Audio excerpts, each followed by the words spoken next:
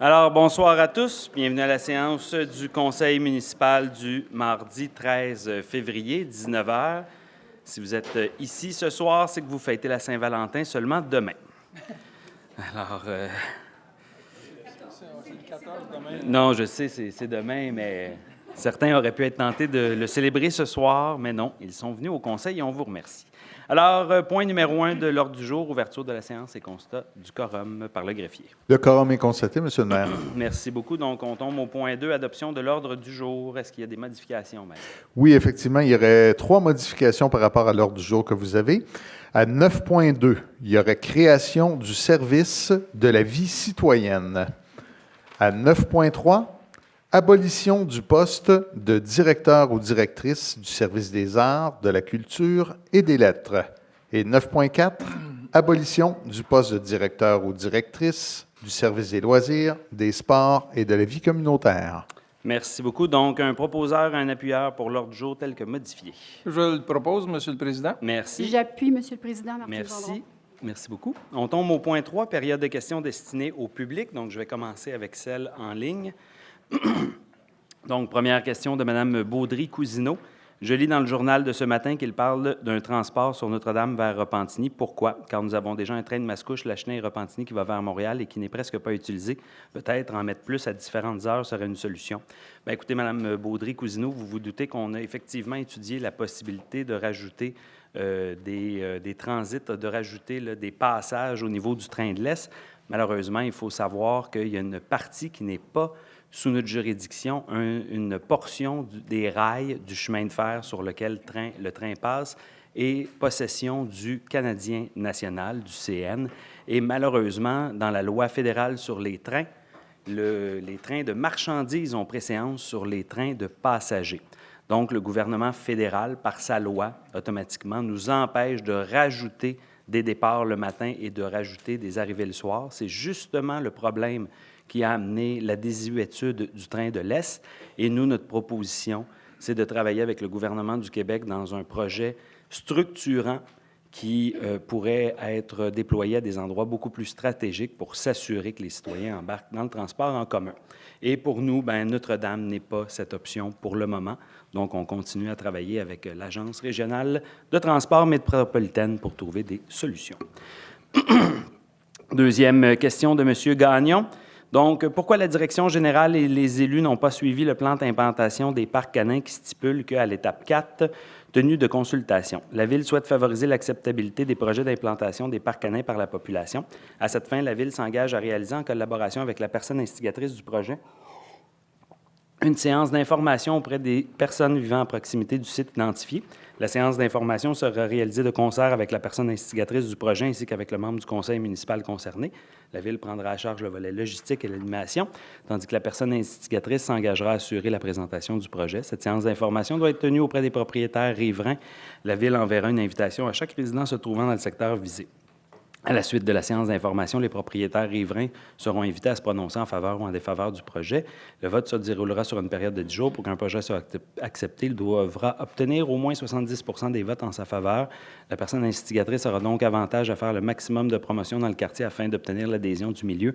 Suivant le résultat du vote, une recommandation finale du projet sera déposée au comité exécutif. Ce n'est pas le type de soirée d'information auquel j'ai été convié à assister. La portion démocratique est évacuée. Difficile de comprendre l'urgence du bourbier canin quand on a un plan global sur les parcs et espaces verts qui doit être déposé sans animosité. Je constate et ça heurte ma logique. Bien, écoutez, M. Gagnon, tout a été dit sur le dossier du parc canin, donc il a été installé. Je comprends vos récriminations, c'est totalement de bon ton en démocratie. Alors, on comprend, mais malheureusement, plusieurs usagers en sont très heureux. Le parc, et on le voit tous les jours, là, est très utilisé. Donc, on ne reculera pas sur une décision déjà prise. Maintenant, on va passer à la portion des questions en présentiel. Et je tiens à vous rappeler qu'on a changé à vrai dire, on est revenu au vrai règlement. Donc, dorénavant, c'est une période de 5 minutes pour les questions. Donc, vous pouvez poser toutes les questions que vous voulez, 5 minutes par intervention. Et c'est ainsi qu'on fonctionne. Donc, le premier intervenant, M. Daniel Blot.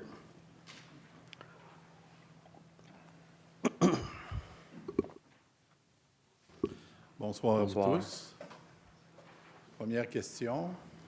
Il y a eu beaucoup d'itinérance l'année passée pendant la période d'été et d'automne.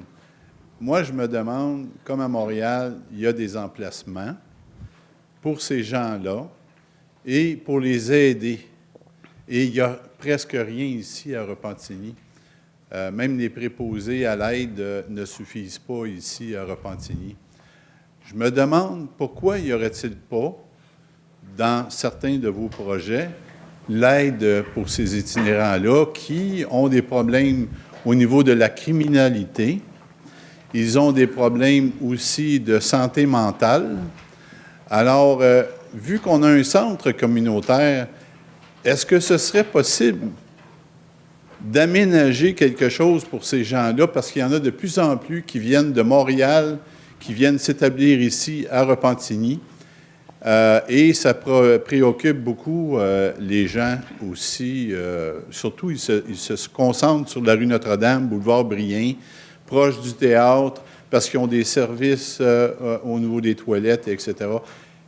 Moi, en tout cas, je peux vous donner mon avis, mon opinion. Il faudrait peut-être faire un développement pour ces gens-là, pour les aider, puis les recentrer ou les aider dans leur vie et avoir de l'aménagement ici à Repentigny. On serait assurément capable de pouvoir aider ces itinérants-là.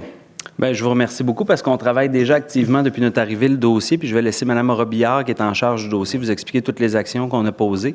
Maintenant, pour le Centre à nous, vous comprendrez, il a déjà été bâti et le Centre à nous est un expert en la matière et on les remercie parce qu'on a condensé tous nos organismes communautaires au même endroit et croyez-moi, ils prennent à charge les citoyens en situation d'itinérance avec une grande délicatesse et on travaille en étroite collaboration, donc le milieu communautaire fait bien sa job, mais la Ville aussi fait beaucoup d'actions depuis 2 ans. On n'a pas attendu aujourd'hui. Mme Robillard, si vous vouliez parler. Merci, M. le Président. Donc, en effet, là, je vous rassure, il y a vraiment, disons-le, actuellement, là, comme une cellule un peu plus de crise, mais c'est quelque chose qui est travaillé en amont. Donc, il y a un plan régional en lutte et en prévention à l'itinérance auquel la Ville, notre département au niveau de la vie communautaire, notre police notamment, travaille de concert avec le CIS, travaille de concert avec Travail de rue Repentigny. On est actuellement dans un plan, par chance, on n'a pas de grand froid, là, donc qu'est-ce qui arrivait si on avait des moins 40? Mais on travaille entre-temps, là, si on a des personnes justement en situation d'itinérance sur le territoire, on a des organismes partenaires, là, que ce soit la HUT, que ce soit certains organismes là, au niveau de Montréal, mais on est en train de, justement de s'attacher avec tous les partenaires, autant institutionnels que communautaires. C'est certain que la Ville ne va pas remplacer, ne peut pas créer un organisme communautaire, donc les gens qui ont l'expertise, on en a sur le terrain, fait qu'on est là pour les supporter, puis d'avoir un certain leadership avec eux là, pour avoir des mesures qui sont adaptées, mais on vous rassure, là, c'est vraiment sur pied. Merci beaucoup. Moi, je peux vous rassurer que j'ai eu à prendre soin pendant 6 semaines un itinérant. Et ça n'a pas été facile parce qu'il y avait des troubles de santé mentale et des troubles de santé physique. C'est une personne âgée en plus, de plus de 75 ans. Je ne comprends pas comment ces gens-là peuvent se ramasser à la rue sans aide, alors que j'ai tout fait pour communiquer, pour aider cette personne-là. Puis finalement, il y a eu une préposée à l'aide qui a finalement réglé ce problème-là. Mais après 6 semaines, il habitait chez moi ou au contour sur mon terrain, etc., pour l'aide que je lui apportais. Puis cette personne-là était harcelée par les criminels de Repentigny, autant au boulevard Brien que sur la rue Notre-Dame. Puis il fallait toujours qu'il soit protégé, cette personne-là, parce qu'à la minute qu'il revenait, parce que son centre, c'était à Montréal, c'était la criminalité. Si vous saviez comment ça fonctionne, moi, j'en ai appris beaucoup avec lui, là. Puis malheureusement, je trouve qu'il n'y a pas assez de soutien. Bien, on vous remercie pour votre commentaire et puis on vous réitère, là, si des gens sont pris dans la même situation, il y a ce qu'on appelle le 211, qui est un numéro de téléphone, une ligne directe où des préposés vont prendre à charge les gens qui appellent et les référer vers les bons organismes communautaires de façon multifacette, parce que souvent, vous l'avez bien évoqué, les problèmes sont multiples. Donc, 211, meilleure place pour contacter. Il vous reste une minute. Oui, une petite question. Bien, c'est à propos des taux de taxes au niveau des commerçants propriétaires.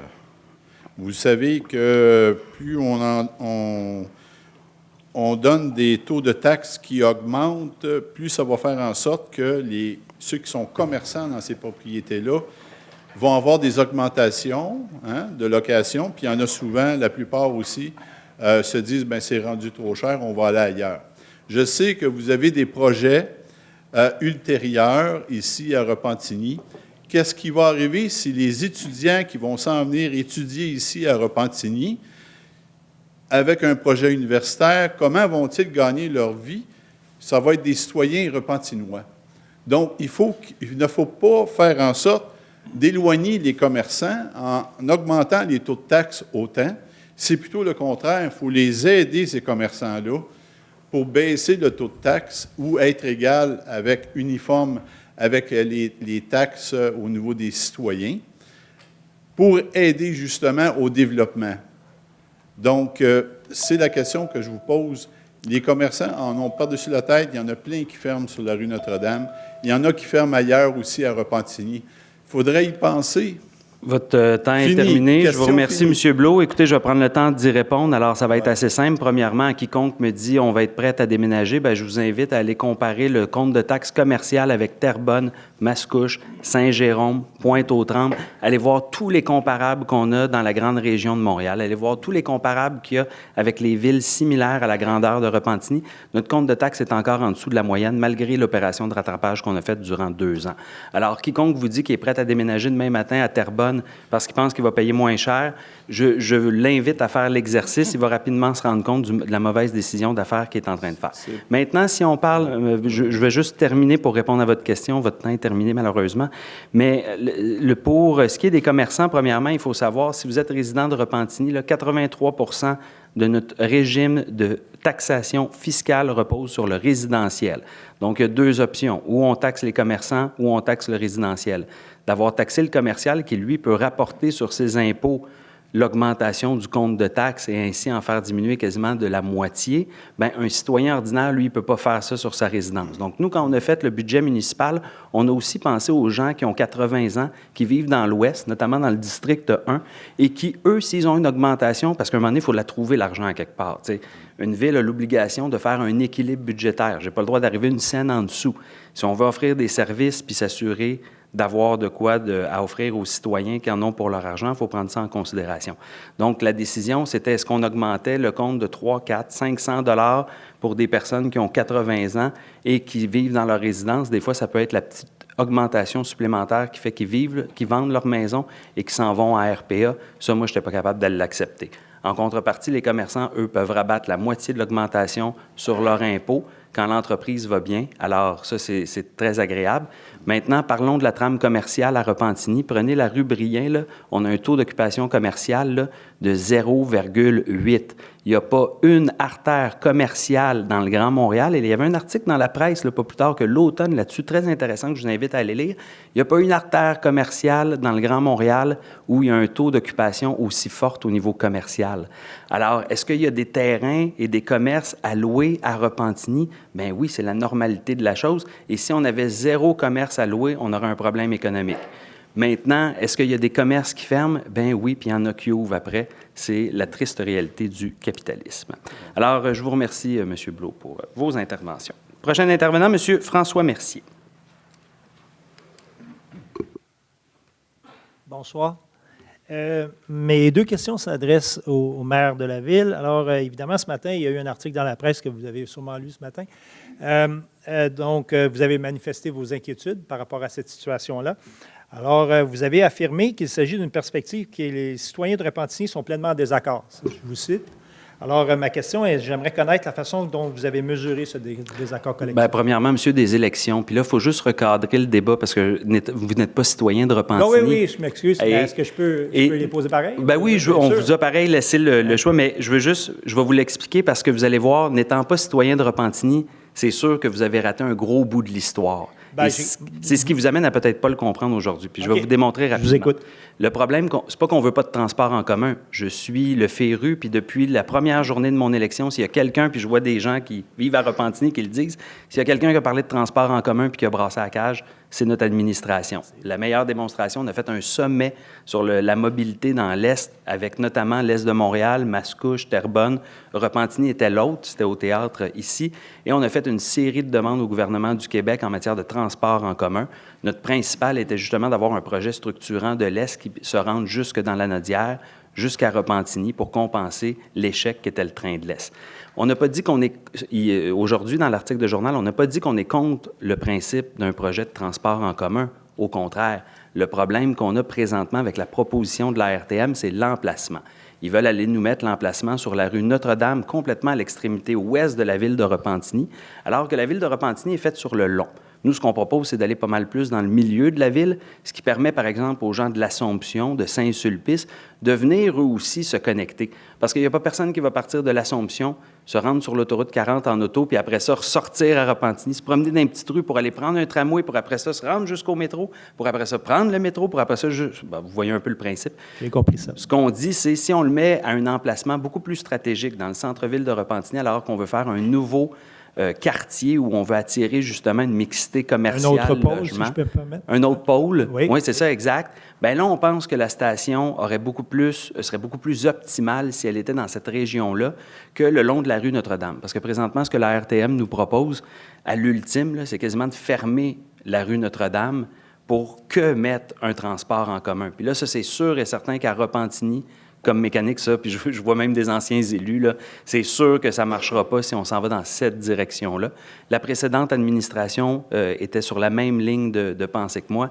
La rue Notre-Dame, ce n'est pas le meilleur secteur pour aller l'implanter parce qu'ensuite, on n'aura pas de capacité d'agrandissement. Parce que sinon, ça voudrait dire de complètement fermer la rue Notre-Dame à long terme pour aller rajouter d'autres stations. Fait que c'est là où nous, on n'est pas contre le projet, on pense qu'on aurait peut-être une idée d'une place plus optimale. Je vous remercie de ces précisions. De toute façon, je pense que c'est assez clair. Je pense que vous avez aussi répondu à ma deuxième question. En fait, c'est quelle est la réalité sociale? Parce que réalité locale, c'est un peu ça ce que vous êtes en train de m'expliquer. C'est cette réalité locale que vous avez dit dans l'article. Exact. Puis, tu sais, pour vous donner comme exemple, là, à la dernière élection, on a eu une grosse discussion, si je peux dire ça comme ça. C'était pas une chicane, mais c'était une bonne discussion entre Repentinois sur le type d'aménagement qu'on voulait le long de Notre-Dame. Il y avait des gens qui étaient pour une densification très, très élevée. Puis, il y avait des gens comme notre administration qui étaient pour une densification plus à échelle humaine pour ce secteur-là. Parce qu'on est conscient qu'avec les défis environnementaux qu'on a puis d'aménagement, il faut densifier à certains endroits de façon intelligente pour être sûr et certain que les gens aient de l'habitation, faire diminuer les coûts de logement et compagnie. Mais c'est juste que nous, notre administration, le long de Notre-Dame, on voyait beaucoup plus du peut-être 2, 3 étages, 4. On est en train de refaire le plan d'urbanisme, on échange avec les citoyens, puis on va bientôt avoir des grandes lignes. Mais on voyait ça à une densité beaucoup plus petite échelle comparativement à un secteur où pourrait arriver une gare, où il pourrait y avoir une densification plus soutenue, là, ce qui rendrait plus acceptable là, une installation là, de cette nature. Parfait. Et très rapidement, donc, ce secteur-là que vous parlez, que vous avez dans votre ligne de mire à la place, est-ce que c'est un secteur qui est déjà zoné pour ce genre de développement-là? Bien, la difficulté qu'on a là, à Repentigny, c'est que 100% de la ville est bâtie. Il nous reste 3 petits terrains, là, mais minimes. Donc, c'est sûr et certain que nous, il faut qu'on tombe en requalification, puis il va falloir qu'on reconstruise sur du déjà bâti, ce qui va être une opération qui va demander énormément de doigté. Puis, je ne ferai pas de cachette, pas mal tout le Québec en matière urbanistique puis d'aménagement du territoire nous regarde comment on va réussir ce projet-là. Mais on est dans un terrain qui est déjà bâti. On est en train de faire un nouveau plan d'urbanisme et on est en train même de faire un plan particulier d'urbanisme pour ce secteur. Ça va arriver autour de mars, avril, là, autour du printemps. Là. Donc, déjà là, au printemps, les gens vont pouvoir voir un peu plus là, la vision claire de ce qui va arriver dans le secteur. Je vous remercie beaucoup. Bien, ça fait plaisir. Merci. Puis, merci d'être venu poser la question. Ça me permet de clarifier la pensée. Des fois, un article de journal, ça se fait vite. Merci beaucoup. On reste dans le transport. Monsieur Chrétien. Là, si vous me parlez de taxation commerciale plutôt que transport, vous m'êtes déçu. Mais sur une taxe pour avoir du transport. Bon. Écoutez, la semaine, dernier conseil de ville, je suis venu, j'ai eu des réponses. Je remercie M. Lompré, puis je remercie Mme Roux pour m'avoir rapidement donné des réponses. je vous avais parlé du circuit 11. Effectivement, moi, ce que je fais, quand je viens ici, habituellement, j'ai les réponses, je viens juste valider si on a les mêmes. Donc, Mme Roux m'avait dit, M. Chrétien, les abribus sont à 500 mètres partout dans la ville. Malheureusement, Exo m'a confirmé que dans mon secteur, c'est entre 800 et 900, et moi, j'avais la réponse parce que je les ai mesurés. Aujourd'hui, Exo m'a appelé, mais je n'ai pas pu prendre l'appel, donc on va se reparler demain. Moi, j'ai demandé, j'ai re-questionné le circuit 11 et j'ai des propositions à leur faire. Donc, ceci étant dit, je vous remercie. Je ne porte pas rigueur parce que vous connaissez, bien, vous n'êtes pas en transport. Je ne vous en tiens pas rigueur. Puis voulez-vous savoir le plus triste dans tout ça? Non, mais juste avant, je vais me permettre, vous avez encore 3 minutes. Mais le plus ironique, là, il y en a juste un abribus qui ne respecte pas le 500 mètres dans toute la ville, là, c'est le vôtre. Non. Ah ouais. Non. C'est? C'est pas l'abribus, c'est les arrêts. L'arrêt. Mais Les arrêts. Le seul. Il y en a. Non. On va Il y en regarder a plusieurs. En passant aussi, vous aviez dit que personne n'a fait de plainte. On m'a confirmé à Exo que depuis que le circuit 11 a été déplacé, plusieurs personnes de la rue Beauchamp ont fait des plaintes à ce sujet. Ceci étant dit, je vous dis, c'est mon expertise. Là, je m'y connais. Je ne viens pas ici péter des bretelles, mais puis en même temps, on était à la même place hier. Hein, on était à la même dîner. Je pense qu'on était assis à la même table à part de ça. En plus. En plus, hein? C'est pas pire. C'est le fun. Ça nous fait des beaux dîners. Oui. Mais je n'ai pas compris ce que ça voulait dire, un citoyen... Un citoyen engagé. Non, vous n'avez pas dit engagé. Un citoyen... Non, Au moins, je n'ai pas dit un simple citoyen cette année, c'était déjà ça. Vous avez changé le mot. Par exemple. Une chance, j'ai pu vous corriger rapidement. Bien, une chance, vous n'avez pas dit un citoyen simple. Ouais. Ça aurait été pire. Bon, ceci étant dit, on n'est pas ici pour faire des farces, on est Non. ici pour parler de transport. Moi, j'aurais peut-être une proposition. Monsieur le maire, M. Dufour, membre du conseil de la ville de Repentigny, mesdames, messieurs, comme vous le savez sans doute, la ville de Repentigny a pris de l'envergure. Le transport collectif est en mode réorganisation pour les 3 prochaines années. Puis je vous dis, là, 3 ans pour voir un système de transport collectif, je trouve ça énorme. Ça va avoir pris 2 ans à construire un pont, puis on fait du ciment, puis je vous dis, là, 3 ans, on n'a jamais vu ça.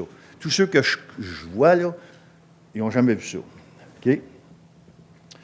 Donc, moi, je propose à la ville de Repentigny de former un comité consultatif en transport collectif, formé de membres non élus.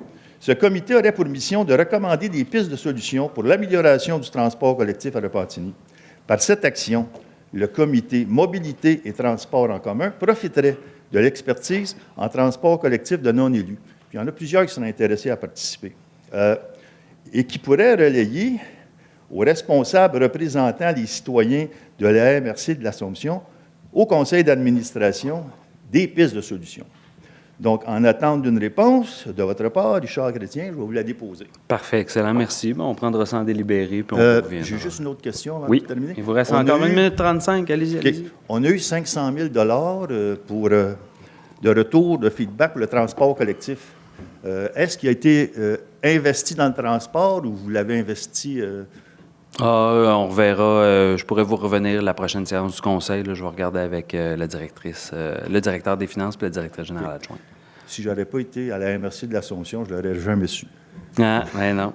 Et, prochain intervenant, M. Robert Massicotte.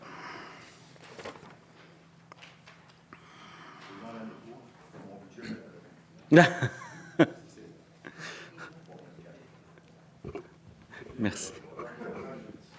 On n'a pas parti le timer, on est correct. Merci. Là, si vous me parlez de transport en commun, M. Massicotte m'a été surpris. Là. C'est une joke, c'est une joke. Si vous avez le registre, vous savez que c'est pas ça. Ben non, je sais, je te dis. Bonsoir. Allez-y, allez-y.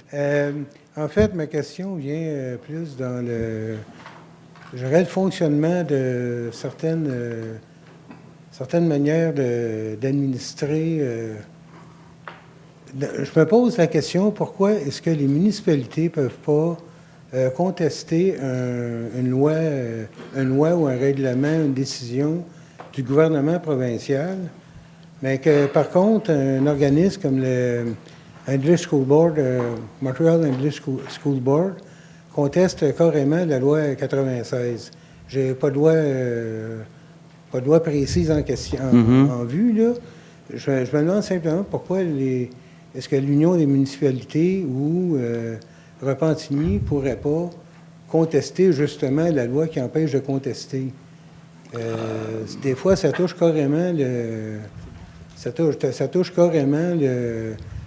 vécu des citoyens, comme on l'a vu à l'automne, là, une résidence pour handicapés, si je me souviens bien, qui amenait certaines nuisances, qui étaient peut-être plus reliées à l'organisation du travail qu'à la décision comme telle.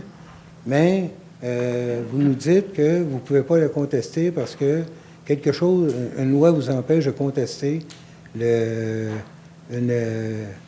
décision du gouvernement provincial. Et avec ce qui se passe avec la loi 96, je me pose quand même des questions. Le Montreal School Board est quand même un organisme public financé par des fonds publics. C'est là où j'ai une compréhension un peu floue de la chose. OK, bien, je me retourne vers le greffier. Je ne sais pas si Maître Giard, en expert des lois, vous auriez peut-être un élément de réponse.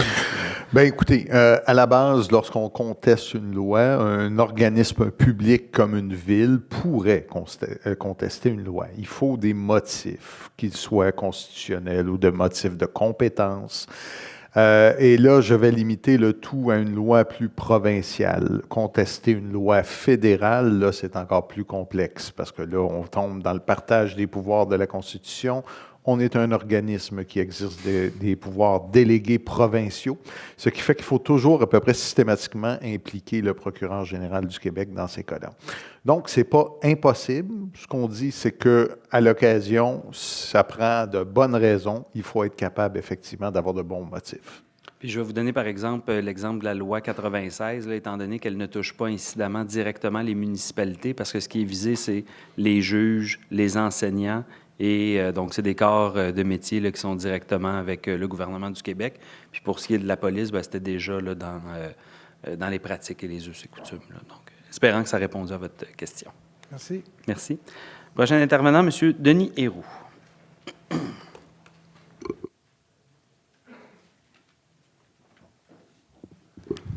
Bonsoir. Bonsoir, M. le maire. Bonsoir à vous tous. Mon nom est Denis Héroux et je demeure au 148 Jacques-Plante. Je représente les 8 résidences sur la rue Jacques-Plante, partant de l'adresse 148 Jacques-Plante jusqu'à l'adresse 120 Jacques-Plante à Repentigny. Je représente ici ces 8 propriétaires de la rue Jacques-Plante concernant les taxes trop élevées. Depuis l'année 2008, je tente de démontrer qu'il y a une injustice flagrante pour l'ensemble des propriétaires de cette rue. Les anciens et nouveaux propriétaires en date de dimanche dernier, soit le 11 février, ont tous signé la pétition concernant les taxes d'infrastructure trop élevées. Pourtant, il y a eu une rencontre le 20 octobre 2023, Mme Terrien et moi, qui avions déposé des documents, plus de 50 maisons comparables aux nôtres, et la réponse le 16 janvier dernier fait état des règlements d'emprunt. Nos arguments sont toujours les mêmes sur le volet comparable. Permettez-moi de vous souligner que dans les années 90, j'étais agent immobilier. Et je connais ça, le mot « comparable ». Depuis maintenant 16 ans, nous évaluons pour les occupants de la rue Jacques-Plante plus de 500 à 1 000 $ par année qu'on paye en trop. Et à chaque année, ce qui représente depuis le début entre 8 et 11 000 chaque propriétaire qu'on a payé en trop. En parlant de comparable, tous les agents d'immeubles fixent un prix de propriété en fonction de des maisons comparables.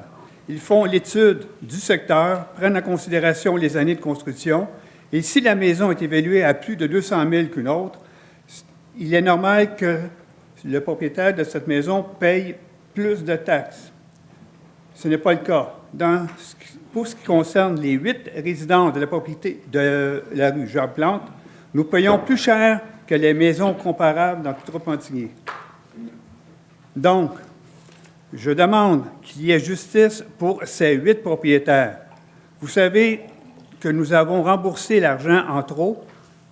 Vous savez que nous rembourser l'argent en trop ne diminuera pas le trésor de la ville de Repentigny, car c'est nous qui avons payé en trop ces taxes-là. Donc, nous aurions pensé que plus d'ouverture de votre part, vu une nouvelle administration municipale et plus d'écoute à la situation particulière que nous connaissons.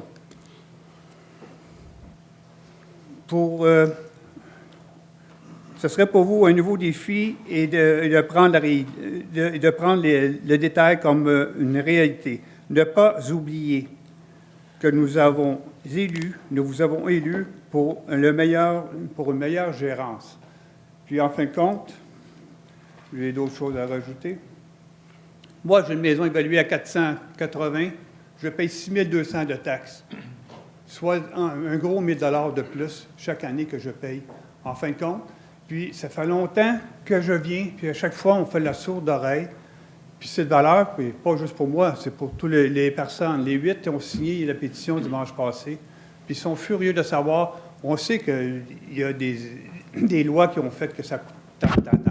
Mais quand on compare logiquement nos maisons par rapport aux autres, quand on voit que c'est anormal de payer 1 000 $ de plus que n'importe qui, puis souvent des maisons plus grandes que la mienne, puis en plus, peut-être 200 000 de plus, ils vont payer moins cher que moi. Mais je sais que certains ont payé les infrastructures. Ça, c'était marqué dans votre lettre de réponse. Exact. Très peu de payent les infrastructures avant la fin du 30 ans. Très, très peu. Donc, sur 50 maisons que je vous ai présentées, il y en a une que vous m'avez dit qui a payé moins cher beaucoup moins cher parce qu'ils avaient payé des infrastructures. Ça, je le sais. Mais les 49, 48 autres maisons, en comparable, on vous demande de réétudier ça parce qu'on s'aperçoit, nous, de la rue Jacques-Plante, que ça a été bâclé, l'étude de comparaison que j'ai donnée de toutes les résidences que j'ai comparées, c'est bien des résidences plus modernes que la mienne.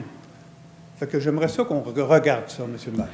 Bien, M. Héroux, je vous remercie, puis je vais laisser M. Lompré répondre, mais juste vous dire, puis ça, c'est une vérité de la palisse, vous me direz, mais si 2 administrations, aussi différentes soient-elles que celle de Mme Deschamps et la mienne, arrivent à la même conclusion sur un dossier, je ne veux pas être plate, vous pouvez ne pas aimer la réponse, j'en suis pleinement conscient, mais c'est qu'il y a une logique en arrière, elle est implacable, on vous l'a expliqué, on l'a écrit, oui. Mais M. Lompré, si vous pourriez peut-être... Monsieur Roux, je vais prendre la lettre là, que vous avez rédigée, vous nous la déposerez avec la signature, puis on répondra aux 8 résidences. Mais, Monsieur le Président, il n'y a pas d'injustice comme telle au niveau de la taxation.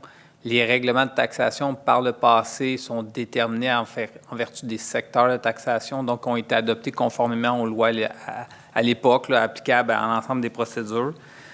L'application des taxes qui se fait, c'est en fonction de ces règlements de taxation-là. M. Leroux l'a dit, il y a certains citoyens qui devancent le paiement des taxes, donc ça élimine un peu dans le temps cette taxe-là, mais on va procéder aux autres vérifications.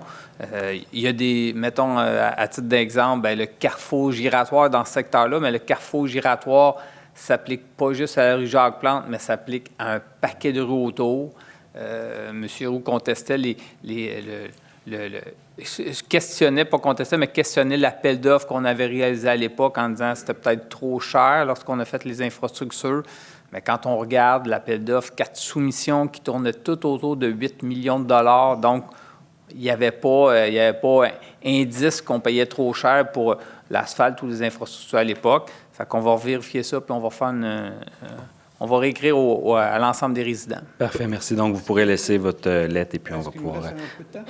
Non, malheureusement, c'est terminé, mais on va pouvoir... Surtout les infrastructures qui ont été trop chères à l'époque. C'est juste ça aussi qu'il faudrait souligner. Ce n'est pas l'évaluation des maisons, c'est les infrastructures qui ont coûté trop cher et ça devrait être mieux balancé pour les citoyens de la rue Jacques-Plante. Parfait. Mais on va reprendre la lettre, M. Héroux, là, puis on va s'assurer de refournir une réponse puis de refaire des vérifications là, de bon usage. Je vous remercie beaucoup pour votre intervention.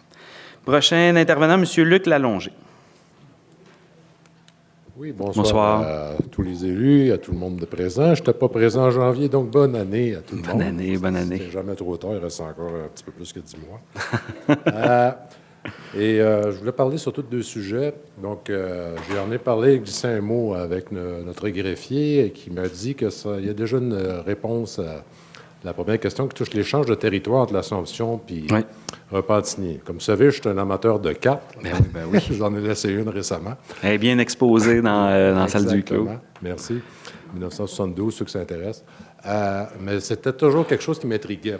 Parce que tout près de Louis-Philippe Picard, on s'apercevait que le territoire original de Repentigny, j'imagine 153 quand la ville a été créée, il y avait une portion qui allait du côté nord, tout près de boulevard Louis-Philippe Picard, traverse au côté nord, côté de l'Assomption, mais une portion quand même de terre qui appartient à Repentigny.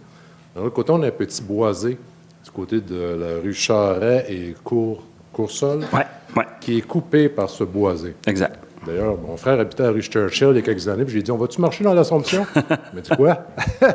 On est à l'Assomption maintenant. Donc, un petit bout comme ça qui appartient, mais j'ai entendu dire, puis vous pourrez me donner la réponse, les détails. Exact. Ça a l'air qu'il y a eu un échange, vous pourrez nous donner justement, parce que je ne pense pas que c'était public comme réponse encore, ou pas connu par tout le monde à tout le mois. Mais effectivement, là, on a fait le transfert, là, et puis, quoique c'est semi-public dans le sens qu'on a voté des résolutions, mais c'est vrai que c'était pas explicité comme ça, là, mais effectivement. Puis en même temps, vous pourrez me dire, après mes 2 questions, je vais vous les poser, comme ça, pour y répondre. Parfait. Justement, qu'est-ce qu'on a comme projet? Qu'est-ce qui va appartenir à Repentigny? Puis qu'est-ce qu'on a comme projet? C'est-tu du développement résidentiel ou est-ce qu'on va en faire un petit parc? Je ne sais pas, là. J'imagine que vous avez ça dans vos plans pour l'avenir. Deuxième question, c'est le pont que je prends à peu près une couple de fois par semaine, c'est-à-dire le pont Le Gardeur, direction Pointe-aux-Trembles. Et je dois admettre qu'il faut que je fasse attention une fois que je monte la petite côte, puis j'embarque sur le pont. Il faut faire attention, voir si notre pneu ne tombera pas sur un tout nouveau nid de poule. Alors, je sais qu'il y a une partie du pont seulement, j'imagine jusqu'à l'île aux Vaches, je ne me trompe pas le nom, qui appartient à Repentigny. L'île Bourdon, oui. OK. Et à ce moment-là, je ne sais pas c'est quoi les projets. Je n'ai pas vu le PTI, je n'ai pas vu exactement c'est quoi les plans pour l'avenir, mais est-ce qu'il y a quelque chose qui va être prévu bientôt, justement, pour, à tout le moins, au minimum, faire les réparations nécessaires pour qu'on ne cesse de zigzaguer? Effectivement, c'est bien dit. Merci.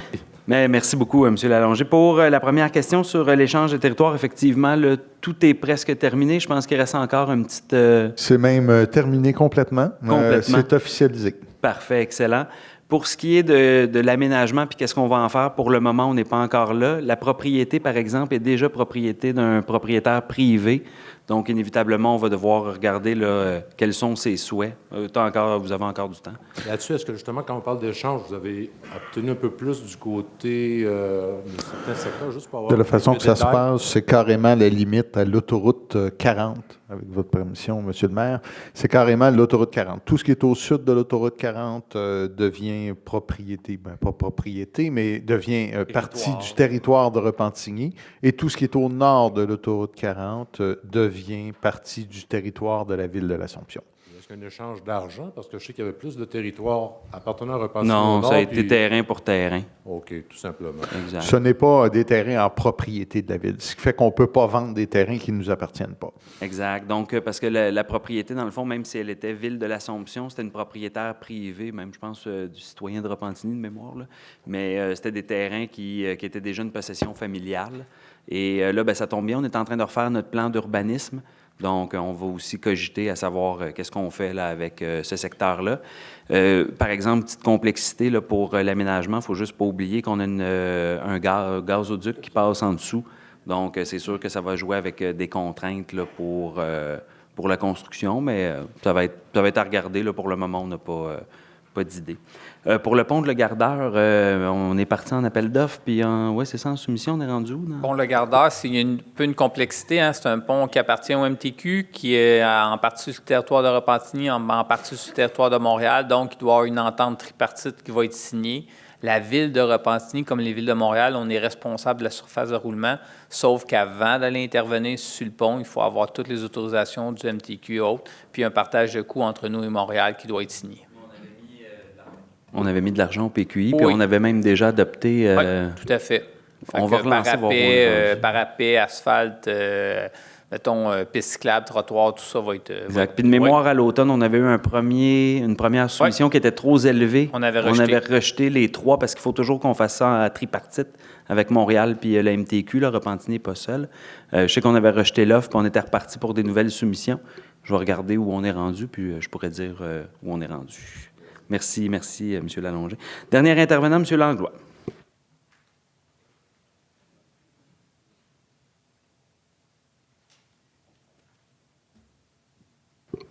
Bonsoir. Le premier point, le 7.3, nomination d'un représentant au conseil d'administration du Manoir des Seigneurs. Je me rappelle en 2017 que le directeur général du Manoir, je suis allé rencontrer le conseil d'administration avec Mme Routier et moi-même parce que Gaëtan Landry, puis c'est la question que je vais vous poser, est-ce que c'est toujours Gaëtan Landry qui est le directeur du Manoir des Seigneurs, des 89 logements, parce qu'il avait fait des impairs pour ne prendre que ce petit mot-là sur cette personne-là, que j'aurais voulu qu'on ne voit pas cette personne-là à la tête. Alors, la question, je me questionne, on va apprendre ce soir c'est qui le représentant, mais est-ce que M. Gaëtan Landry est toujours à la gouverne du Manoir? Oui, mais juste pour bien confirmer les choses, là, la nomination d'un représentant de la ville au sein du CA, fait que c'est pas la ville qui choisit le DG. Si cette personne-là est toujours là à la tête. Non. Ah, vous me répondez à... Oh oui, ben oui, vous me posez... Quand j'ai une question claire, c'est sûr, je réponds ça. Gaëtan Landry n'est plus là. Exact. Merci beaucoup. Et voilà. Merci. Question claire, réponse claire. Merci. Deuxième question, les taxes commerciales. Vous savez, j'étais là au budget, mais j'apprends, les deux autres questions, ça rapporte justement sur la taxe, les hausses de taxes. La taxe commerciale a monté d'une façon fulgurante à Repentigny depuis les 2 dernières années, c'est ce que vous avez répondu tantôt. Là, vous dites qu'on peut rabattre au niveau des commerces, mais je fais le tour des commerces, j'en ai fait encore le tour aujourd'hui. Puis pour votre gouvernement, il y a pas mal plus que la dernière nouvelle de fermeture de commerce sur Repentigny. Je vous invite de faire le tour de Est-Ouest, de voir qu'est-ce qu'il y a de fermé, puis qu'est-ce qui va se fermer encore de nouveau. La taxe commerciale qui est passée d'un chiffre assez astronomique dans les dernières années, que maintenant on est rendu, là, la dernière fois c'était 2,18 pour les excédents d'1 million à 2,75 aujourd'hui, du 100 d'évaluation. Puis les points moins de 1 million, c'est 1,98, puis déjà l'année passée, il y avait une hausse substantielle. On est rendu à 2,50. Puis là, vous dites qu'on se compare. Bien, moi, je suis allé voir les villes de Mascouche, les villes de Brossard, puis ça se joue tout dans le 2,48, pas dans le 2,76. Fait que je ne sais pas le mot comparable, j'entends le mot comparable depuis ce soir, j'entends M. Denis Roux qui a parlé de comparable, qui est un ancien agent d'immeuble. Moi aussi, le mot comparable, ça revient souvent dans votre langage, mais comparez-vous pas à ceux qui sont plus élevés. Les gens d'affaires sortis de la COVID, avec ce qu'ils doivent, les commerces, je vous invite à lire le rapport du SCHL de Benjamin Tal, vous allez comprendre que ça ne va pas bien dans le monde commercial. Aux États-Unis, les banques commerciaux, ça commence à planter. Alors, les commerces, là, je prendrai l'exemple qui me revient souvent à la tête, là, le centre d'achat, 110 millions, l'évaluation. Ils ont monté l'année passée d'environ 320-350 000 de taxes par la hausse qu'on a connue. Vous avez dit, bien, le 1 million et plus, ça rapporte 1 250 000 pour 2022. La question que j'aurais à vous poser, combien ça va rapporter cette année, la hausse de taxes pour les commerces?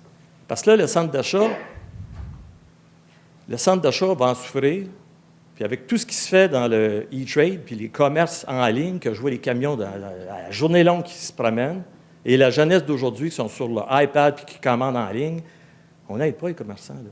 Ça ne va pas bien au niveau commercial. Fait que j'aimerais savoir, vous, là, avec ces hausses-là, là, que vous dites, bon, 83 ça vient de nos taxes résidentielles, il y a d'autres municipalités comme nous autres. Mais le commerce, là, on est après les perdre. Puis là, la seigneurie s'en va l'autre bord, il s'en va à la Chenelle. Puis je pourrais vous en nommer un paquet, je vous invite d'aller voir sur la rue Notre-Dame. Mais là, celle qui m'a fait tomber, là, c'est la taxe d'eau. Je regarde Jennifer qui a des enfants, je regarde d'autres que je connais qui ont des enfants. Vous, je présume qu'un jour, vous allez avoir des enfants. Plus qu'on a de monde dans une maison, plus qu'on utilise de l'eau. Dans mon cas, là, j'étais à 379. Pour 2 personnes? Oui, puis j'ai une piscine, puis j'utilise l'eau, on se lave, on la consomme, puis je fais attention. J'étais dans le domaine. Fait qu'imaginez-vous. Puis là, je me dis, sur 31 500 portes, advenant qu'il y en a environ 1000 que ça fuit la toilette, là, parce qu'il y en a beaucoup, je n'ai eu des plaintes de ça. Puis je leur disais, vérifiez, puis ils appelaient la ville, puis il y en a qui ont des factures de 800-900. J'ai eu un appel d'un citoyen, il m'a dit, écoute, je suis à 360, je suis rendu à 579. Fait que je présume, sur 31 500, vous allez avoir des appels qui rentrent pour dire, hey, il y a quelque chose qui ne marche pas. Parce qu'ils ont été facturés, justement, jusqu'au 1er juillet 2023, au coût de votre hausse que vous amenez. Puis ce que je trouve étonnant, quand je regarde le budget que j'ai cité, vous faisiez état de la tarification d'eau potable. Tous les chiffres sont là, sauf l'eau potable. Puis qu'on est passé là, de 0,67 à 80 cents le mètre cube. Ouais. Pour la taxe. Malheureusement, ça va être la fin de votre intervention. Madame Robillard va vous donner des éléments de réponse. Je veux juste vous dire que la hausse que vous avez amenée de 45 sous pour les excédents de 80 à 1,29, là, ça, c'est 50 de plus. Là. Puis des usagers de 227 mètres cubes ou 50 000 gallons et plus, là, il y en a dans notre ville. Là. Alors, la ville de Charlemagne, qui est juste à 134 puis qui ont l'eau de Montréal, que j'ai tenté de vouloir l'avoir jadis, bien, eux autres, ils payent 134 tout confondus. Ils ne payent pas des 300, 400, 500, 600 piastres d'eau. Puis ça, quand vous dites les taxes, c'est 3,112, je vous laisse là-dessus, 5 minutes, je vais respecter ça. Là. Ouais. Mais il reste que, quand on analyse le coût à part de votre taxe, ça fait bien plus que 3,112. Au total, là, on a eu moins de 50 appels sur la consommation de l'eau pour 88 000, le vôtre. Alors, je vais laisser Mme Robillard vous répondre. Écoutez, je vous remercie de vous préoccuper de nous. Je suis tout à fait d'accord avec vous que la consommation d'eau, c'est essentiel dans nos vies. La maman de 3 jeunes enfants, on en fait du lavage, j'ai moi-même une piscine. Mais je vous rassure, on a réussi à ne pas dépasser le minimum cette année quand j'ai reçu mon compte de taxes. Là, je m'en tenais au premier taux. Donc, c'est vraiment un pouvoir d'agir qu'on a comme consommateur aussi, ce qu'on fait de l'eau. On a reçu beaucoup d'appels citoyens, des gens qui ont les gicleurs qui fonctionnent, même l'été passé là, avec la pluie. Donc, ça nous amène à un certain contrôle. Puis c'est la taxe d'eau, bien sinon, c'est qu'on l'impute à l'ensemble de la population plutôt que sa propre consommation personnelle. Donc, je vous invite à tout le monde reviser vos gestes. Puis ça va me faire vraiment plaisir, avec la brigade verte, d'aller donner des conseils aux gens qui en ont besoin. Et ça me fait d'autant plus plaisir d'en parler parce que c'est un geste justement courageux pour protéger l'environnement, parce que pendant qu'il y a des gens qui parlent d'environnement, il y a des gens qui agissent. Quand j'ai des gens qui se lancent en politique puis qui me disent que l'économie circulaire, c'est donc capital, que l'environnement, ils vont en faire leur cheval de bataille, mais que quand on arrive le temps de donner de l'éco-fiscalité puis de mettre en place des véritables gestes pour que les gens se responsabilisent et ne gaspillent pas leur eau. Sujet qui vous interpelle pourtant drôlement quand on parle du gaspillage de l'eau sur la rue Gagné, mais là, quand on encourage nos citoyens à bien agir pour protéger l'environnement et que justement, on a bonifié nos éco-gestes et on a augmenté sous la gouverne de M. Urbain les compensations financières pour justement que les gens fassent des rénovations en matière environnementale, bien là, vous avez la différence claire entre des gens qui parlent et des gens qui agissent. Donc, maintenant... 24 heures sur 24, puis augmenter de 50 la taxe, l'excédent de 50 000 m3, vous allez en avoir des appels assurément. Il faut en faire un devoir. Parce que les gens, là, ils vont... Alors, M. Langlois, votre temps est passé. Il y a une élection municipale. Puis si vous voulez, M. Langlois, là, vous en parlez... Non, attendez. Là, on va... Non. Là, M. Langlois, on va arrêter. Alors, justement, c'est ce que je m'en allais vous proposer. M. Langlois, vous êtes bon pour venir parler à la séance du Conseil. Maintenant, plutôt que de se donner ce format-là, là, pourquoi on ne fait pas un débat, vous puis moi? Hein? Vous avez des idées? Bien, ça serait le fun à un moment donné qu'on les confronte, les idées. Fait que moi, je vous l'offre, là, je suis prête à prendre n'importe où, n'importe quand, à n'importe quelle heure. On va se donner, par exemple, un vrai président d'Assemblée qui, quand vous allez outrepasser les règles, va vraiment vous ramener à l'ordre. Parce que là, moi, j'essaie d'être malgré tout digne de la fonction puis de vous laisser vous exprimer malgré tout, même s'il y a des règlements et que vous ne les respectez jamais. Alors, moi, je vous offre la proposition. Bien, parce qu'encore là, on est encore en train de débattre, là, puis c'est la démonstration. Donc, moi, je vous le dis... Ben non, on a respecté le temps. J'ai M. Landreville qui fait le suivi. Alors, n'importe où, n'importe quand vous voulez. Non, on va se donner un vrai format. Alors, maintenant, on tombe pour l'adoption des procès-verbales du 16 janvier. Alors, il serait proposé, appuyé, d'adopter le procès-verbal de la séance régulière tenue le 16 janvier 2024. Un proposeur et un appuyeur. Jennifer Robillard, je propose. Merci. Karine Benoît, j'appuie. Merci. On tombe à dépôt de divers documents. Alors, le conseil municipal prend acte du dépôt de divers documents, à savoir 2 procès-verbaux du comité exécutif, 3 PV de procès-verbaux, en fait, de consultation publique, soit pour le PPC-moi du 563 au 571 boulevard Lacombe, le règlement 441-10 et le règlement 438-48. Un certificat de registre pour le règlement 644, aucune signature. Une correction, un procès-verbal de correction pour la résolution 12-16-01-24, et c'est une correction sur le montant précis dû à une erreur de calcul. Le procès-verbal de correction du règlement 179-6 pour une correction de la numérotation des articles dans un règlement et une liste des contrats de 2 000 $ et plus en application de l'article 477.3 de la Loi sur les cités et villes. Merci. On va tomber à 6.4.1. Alors, il s'agit ici du fameux PPC-moi du 563 au 571 boulevard Lacombe dont on vient de parler. C'est l'adoption du second projet de résolution.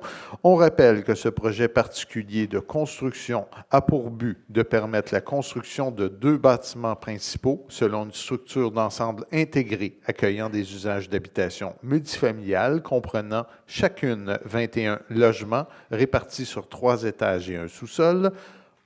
Le même nombre de logements aurait pu se faire dans un seul bâtiment sans modification. Inclusion d'un espace commercial au rez-de-chaussée de l'une des habitations, la localisation de 2 cases de stationnement dans la marge avant et l'exemption de l'aménagement d'îlots de verdure plantés d'arbres aux 10 cases de stationnement de façon à augmenter la quantité de stationnement disponible sur place.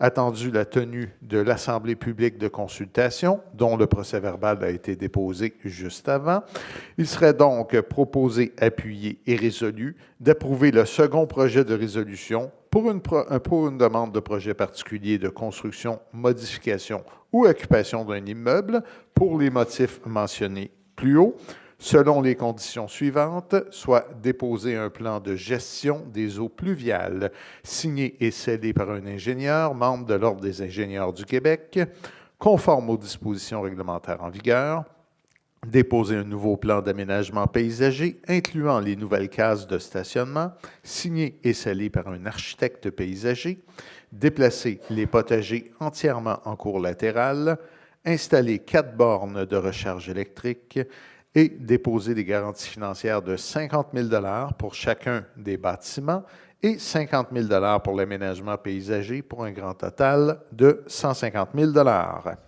Merci. Donc, un proposeur et un appuyeur. Jennifer Robillard, je propose. Merci. Luc Réaume, j'appuie. Merci. 7.1.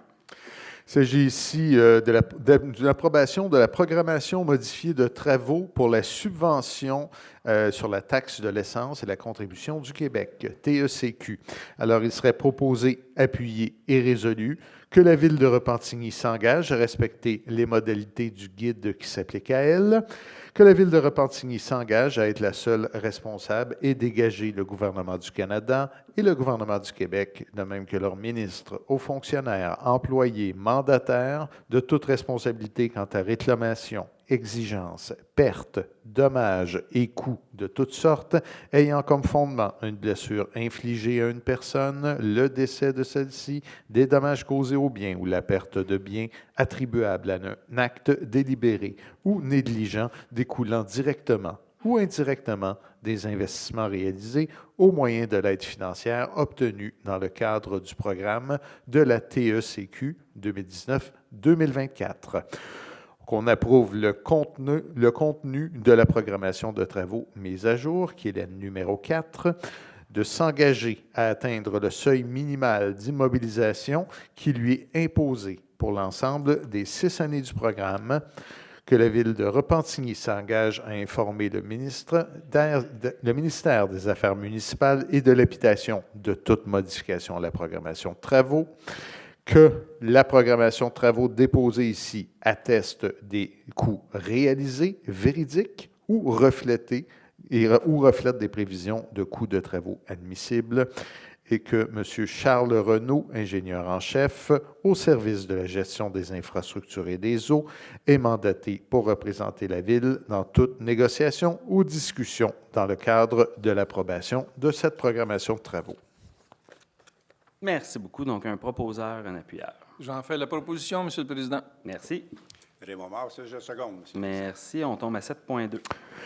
Il serait proposé, appuyé et résolu d'approuver l'entente intermunicipale de fourniture mutuelle de services en matière de protection incendie entre la Ville de Repentigny et la Ville de Saint-Lin-Laurentide, et ce, pour une durée initiale de 3 ans et se renouvelant automatiquement par période successive d'1 an par la suite, et d'autoriser M. le maire ou le maire suppléant, ainsi que le greffier ou son assistant à signer l'entente pour la Ville. Merci. Donc, un proposeur, un appuyeur. Je propose, Monsieur le Président. Merci. J'appuie mon collègue, Monsieur le Président. Merci. 7.3. Il serait proposé, appuyé et résolu de désigner la conseillère municipale Chantal Routier à titre de représentante de la Ville de Repentigny au sein du conseil d'administration de la résidence Le Manoir des Seigneurs.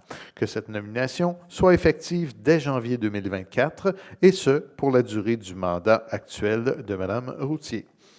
Merci. Donc, un proposeur, un appuyeur. Je propose Martine Gendron. Merci. Jennifer Robillard, j'appuie. Avec Merci. grand plaisir. Félicitations. Donc, 7.4. Il s'agit ici de l'exercice d'un droit de préemption. Alors, considérant l'avis d'intention d'aliéner un immeuble situé au 515 rue Lanaudière, signifié à la Ville le 21 décembre 2023, en application des dispositions du règlement 617. En conséquence, il serait proposé, appuyé et résolu de notifier le propriétaire du 515 rue Lanaudière de l'intention de la Ville de Repentigny d'exercer son droit de préemption sur l'immeuble et d'autoriser le directeur du service des affaires juridiques et corporatives et greffier, Maître Marc Giard ou son assistant greffier en son absence, à signer tout document donnant effet à la présente et notamment l'acte de vente à venir avec les propriétaires. C'est vous-même, ça? C'est moi-même. Parfait. Alors, un proposeur, un appuyeur. Je propose, Monsieur le Président. Merci. Karine Benoît, j'appuie. Merci. 7.5. Ici, il s'agit d'un plan d'action des partenaires de la table en immigration. Considérant que la MRC de l'Assomption négocie une entente triennale avec le ministère de l'Immigration, de la Francisation et de l'Intégration pour la réalisation du plan d'action 2024-2027 des partenaires de la table Immigration-Intégration de la MRC, considérant que cette entente sera signée au plus tard au début avril 2024 et que des actions sont prévues pour la Ville de Repentigny à l'intérieur de ce plan. En conséquence, il serait proposé, appuyé et résolu, d'appuyer le plan d'action Immigration 2024-2027 découlant de la concertation des partenaires de la table Immigration-Intégration de la MRC de l'Assomption. Merci. Un proposeur, un appuyeur. Jennifer Robillard, je propose. Merci. Martine Gendron, j'appuie. Merci. 7.6. Il s'agit ici d'un appui au mois de l'Histoire des Noirs. Considérant que le mois de l'Histoire des Noirs est l'occasion de souligner et de célébrer l'histoire et la culture noire et d'honorer les ancêtres et les leaders des communautés noires ainsi que leurs réalisations. Considérant l'apport inestimable des communautés noires sur la vitalité sociale et économique de notre ville. Considérant notre engagement à faire de Repentigny une ville où toutes les personnes ont leur place, peu importe la couleur de leur peau. En conséquence, il serait proposé, appuyé et résolu de reconnaître officiellement le mois de février comme le mois de l'Histoire des Noirs à Repentigny.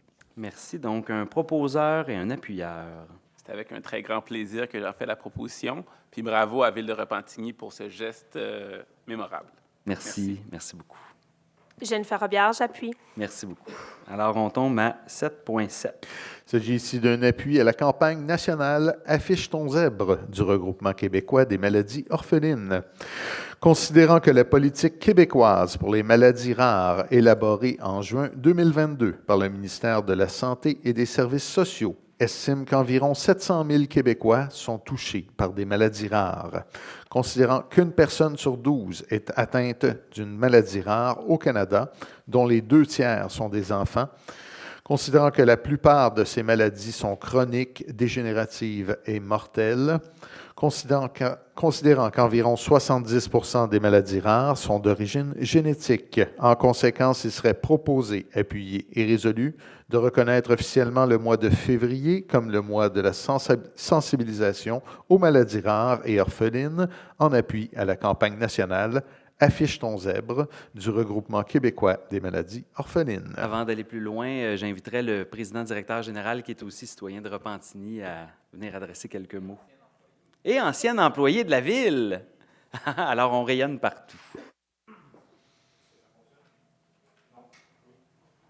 Pas en ce moment.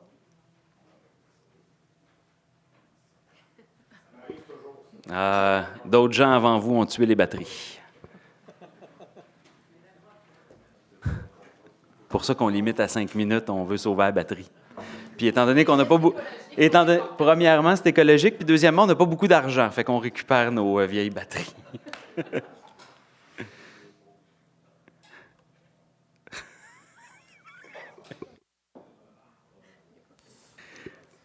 Génial. Bonjour. Bien, merci. M'excuserez là, la voix ce soir. Là, j'ai eu une rough fin de semaine. En fait, ben, c'est ça. Merci beaucoup à la Ville de Repentigny. Je ne m'attendais pas à avoir une réponse autant rapide là, quand j'ai envoyé mon courriel. Mais 45 minutes après, l'adjointe du maire m'a téléphoné. Il m'a dit, ben oui, on pourrait faire une résolution. En fait, notre campagne a commencé le 1er février dernier. Puis effectivement, ça coïncide avec le mois de l'histoire des Noirs. Mais nous, dans le fond, c'est un mois de sensibilisation, donc au Regroupement québécois des maladies orphelines, qu'on travaille vraiment avec tout le Québec. Et ben, juste vous dire, en fait, ma démarche a été faite dans plus d'une vingtaine de municipalités. Et Repentigny est la seule à avoir été, justement, là, faire partie du mouvement. Donc, vraiment, je remercie ma ville comme citoyen et comme ancien employé là, de la ville aussi. Puis je tiens juste à souligner aussi qu'évidemment, notre mois de sensibilisation va aller vers le 29 février, qui est la Journée internationale des maladies rares. Donc, un peu partout au Québec, il va y avoir des célébrations, un peu partout, évidemment, au Canada. Et on travaille fort avec le gouvernement pour qu'il y ait un monument, un bâtiment qui soit illuminé aux couleurs là, des maladies rares. Donc, c'est une espèce de bleu, rose et vert. Et voilà, donc vraiment, je vous remercie au nom du conseil d'administration. Et je veux juste peut-être rectifier, donc je ne suis pas président, directeur général, je suis directeur général. Oui, excuse. J'ai quand même un président au-dessus de moi. Donc, mes excuses. voilà. Mais vraiment, merci beaucoup à la Ville pour l'initiative. Puis merci beaucoup pour tes démarches, c'est super apprécié. Félicitations pour...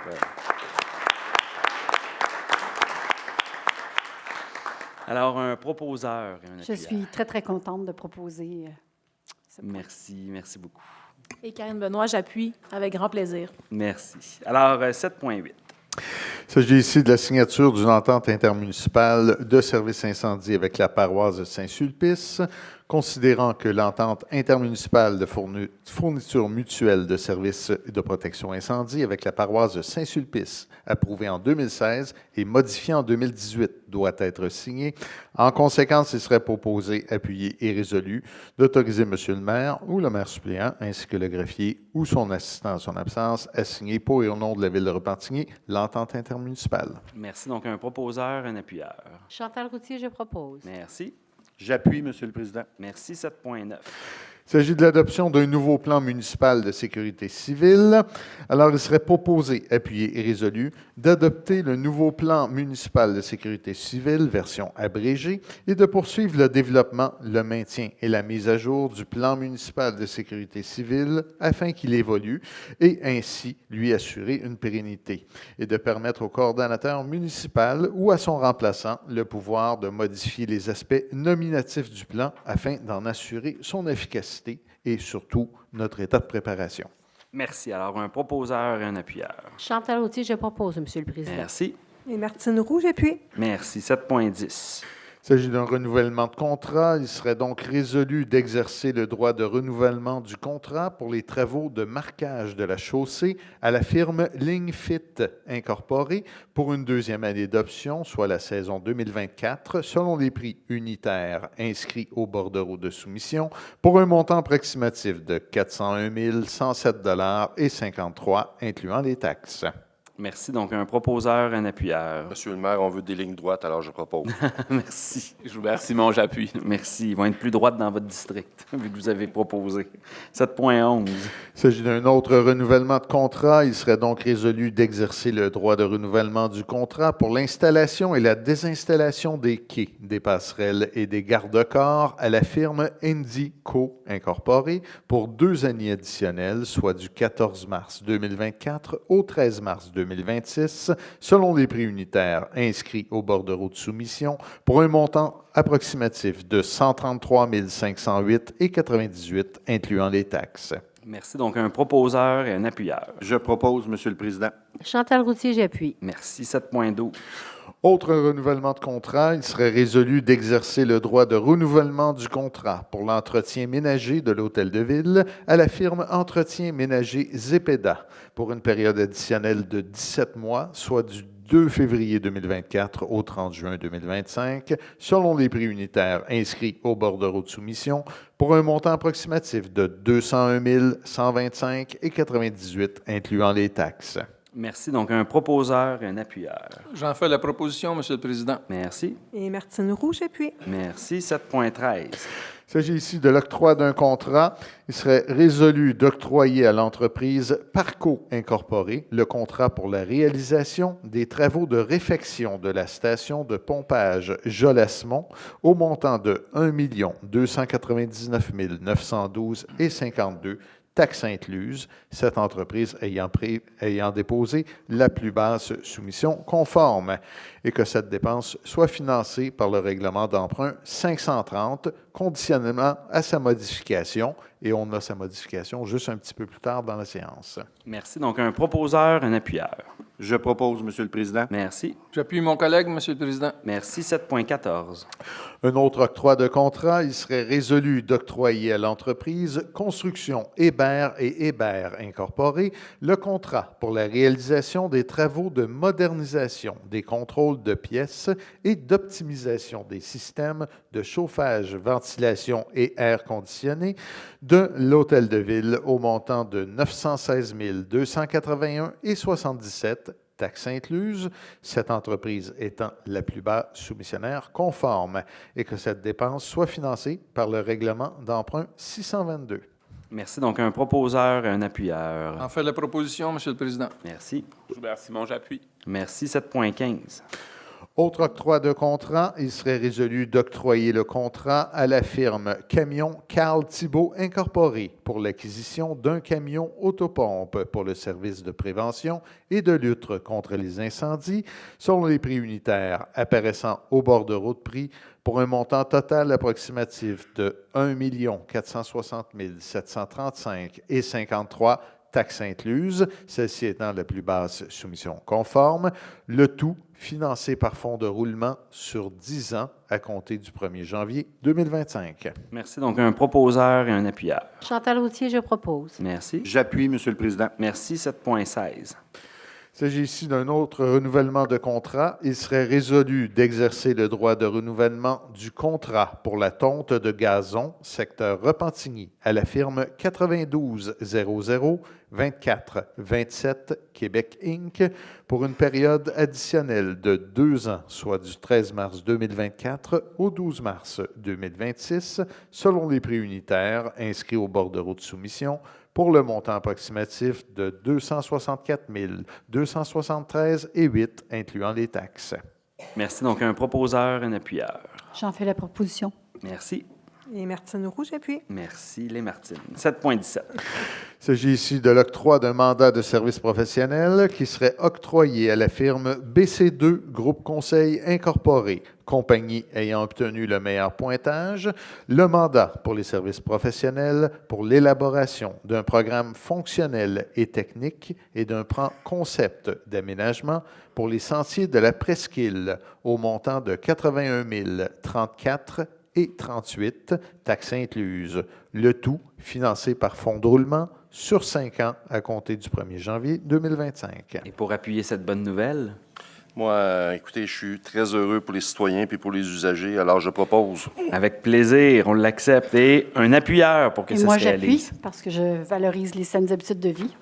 Et ça va être un beau projet. Merci beaucoup. Alors, 7.18. Il s'agit ici de l'octroi d'un autre mandat de service professionnel à la firme FNX Innov au montant de 645 347,9 taxes incluses pour le mandat de service professionnel pour les plans de vie et travaux d'assainissement à la station de traitement des étangs aérés, cette compagnie ayant obtenu le meilleur pointage.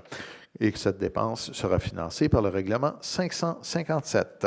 Moins emballant que le projet d'avant, mais tout aussi important. Alors, un proposeur, un appuyeur pour... Je vais proposer, Monsieur le Président. Merci. Et j'appuie, c'est très important. Pour les saines habitudes de vie. Il faut qu'elle soit potable et on a besoin d'évaluer, oui. Alors, 7.19. Alors ici, il s'agit d'une correction. Le mois dernier, il y a eu un octroi du renouvellement de contrat plutôt de service pour les licences informatiques de PG Solutions. On vient donc remplacer la résolution CM 15-16-01-24 adoptée en janvier. Alors, il serait résolu de renouveler le contrat de service pour l'année 2024 pour l'entretien des logiciels de l'entreprise PG Solutions pour un montant total de 452 399 $ avant taxe. Donc, un proposeur, un appuyeur. Karine Benoît, j'en fais la proposition, Monsieur le Président. Merci. Raymond Mars, je propose, Monsieur le Président. Merci. 7.20. Alors ici, c'est une décision sur l'appel de la décision du comité de démolition relativement au 333 rue Notre-Dame. Alors, on va prendre la peine de lire tous les considérants. Alors, attendu que la demande déposée par le propriétaire de l'immeuble ou son mandataire vise à démolir le bâtiment commercial ci au 333 rue Notre-Dame.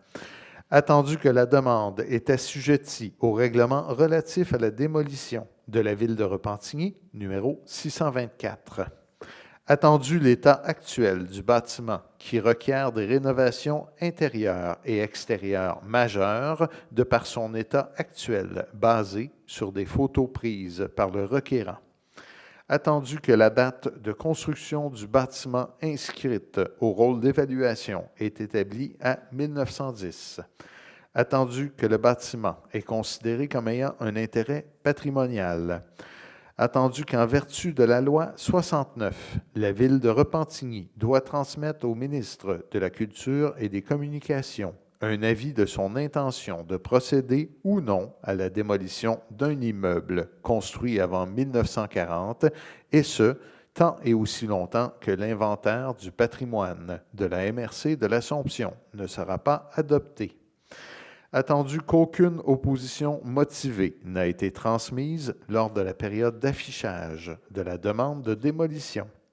Attendu que le bâtiment commercial visé par la présente demande ne comprend pas de logement locatif. Attendu l'étude des critères d'évaluation d'une demande de démolition d'immeuble comme figuré à l'article 21 du règlement. Entre autres, l'histoire de l'immeuble et sa contribution à l'histoire locale, son degré d'authenticité et d'intégrité, sa représentativité d'un courant architectural particulier avec un style architectural à toit mansardé, son intérêt architectural en raison de son histoire, son style, ses matériaux, sa conception ou sa technique de construction, l'impact de la perte d'un tel immeuble dans son environnement, le coût de restauration du bâtiment principal. Attendu que le programme de réutilisation du sol dégagé propose la construction d'un bâtiment commercial. Attendu que le programme préliminaire du sol dégagé est sujet aux dispositions du règlement 442 sur les plans d'implantation et d'intégration architecturale.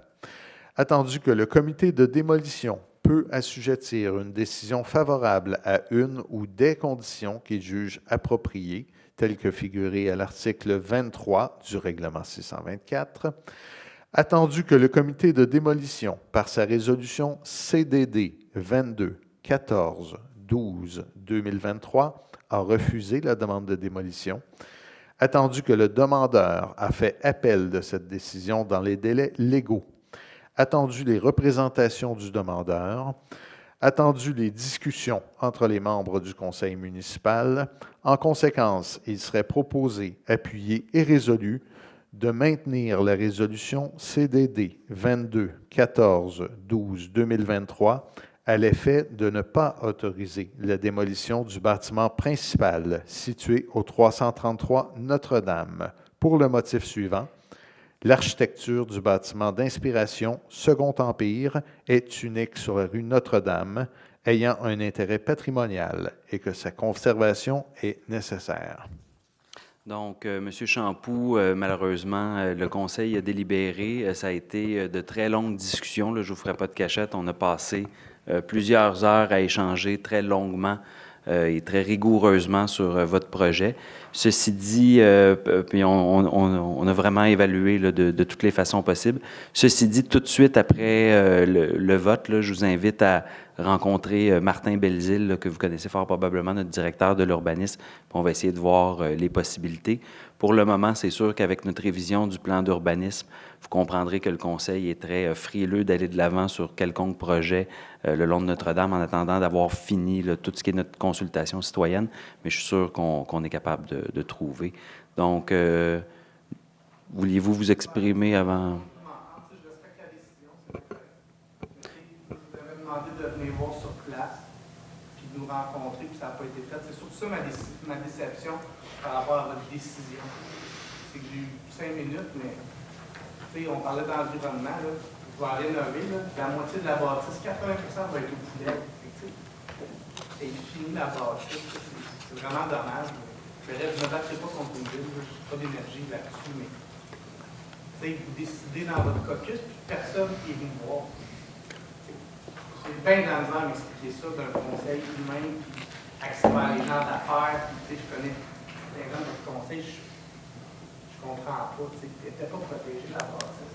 On a demandé de l'information, on nous a donné l'information, que nous, on est prêts, ça. Je la respecte, là, mais... Puis je vous comprends maintenant, indépendamment de tout ça, même si on s'était déplacé, je vais finir par réussir à trouver une façon de le dire, mais même si on s'était déplacé, on se serait ramassé dans la même situation par rapport aux prises de position des conseillers ou ceux qui sont persuadés qu'il y a encore une capacité de rénover, même s'ils étaient rentrés, auraient gardé cet esprit-là. Mais je vous rassure, là, avec Martin Belzile, on va pouvoir rapidement se mettre en mode la suite des choses et s'assurer de réussir un projet. Alors, puis merci de votre compréhension. Je sais que c'est jamais des décisions faciles, puis c'était pas des discussions faciles non plus en caucus. Donc, un proposeur, un appuyeur. Je propose, Monsieur le Président. Merci. Je seconde. Merci. Alors, 8.1. Il s'agit ici d'un prêt de service à l'École nationale de police du Québec. Alors, il serait proposé, appuyé et résolu d'autoriser Éric Rassette, directeur du service de police de la ville de Repentigny, à signer, pour et au nom de la ville de Repentigny, l'entente de prêt de service avec l'École nationale de police du Québec selon la convention jointe en annexe, le tout débutant le 22 janvier 2024 et se terminant le 21 janvier 2028. J'aurais besoin d'un proposeur et d'un appuyeur. Chantal Routier, je propose. Joubert Simon, j'appuie. Le point 8.2 par la suite, une demande de statu quo relativement au tarif de demande d'antécédent judiciaire, considérant que certains enjeux techniques empêchent la modification de la tarification sur la plateforme Identité Québec.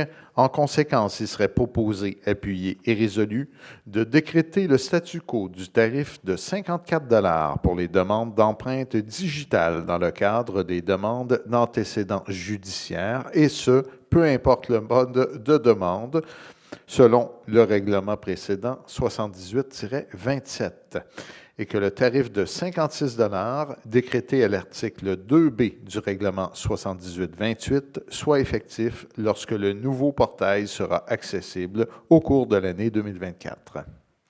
Donc, j'ai besoin d'un proposeur, d'un appuyeur. Chantal Routier, je propose. J'appuie, Monsieur le Président. 8.3. Alors, à 8.3, Il s'agit de la modification à la signalisation sur la rue Notre-Dame. Il s'agirait de décréter l'ajout d'une signalisation de stationnement interdit sur la rue Notre-Dame sur une distance de 38 mètres à l'ouest de l'entrée charretière du numéro civique 256, le tout selon les normes en vigueur. Merci. Donc, un proposeur et un appuyeur. Karine Benoît, je propose. Merci. Chantal Routier, j'appuie. Merci. 8.4.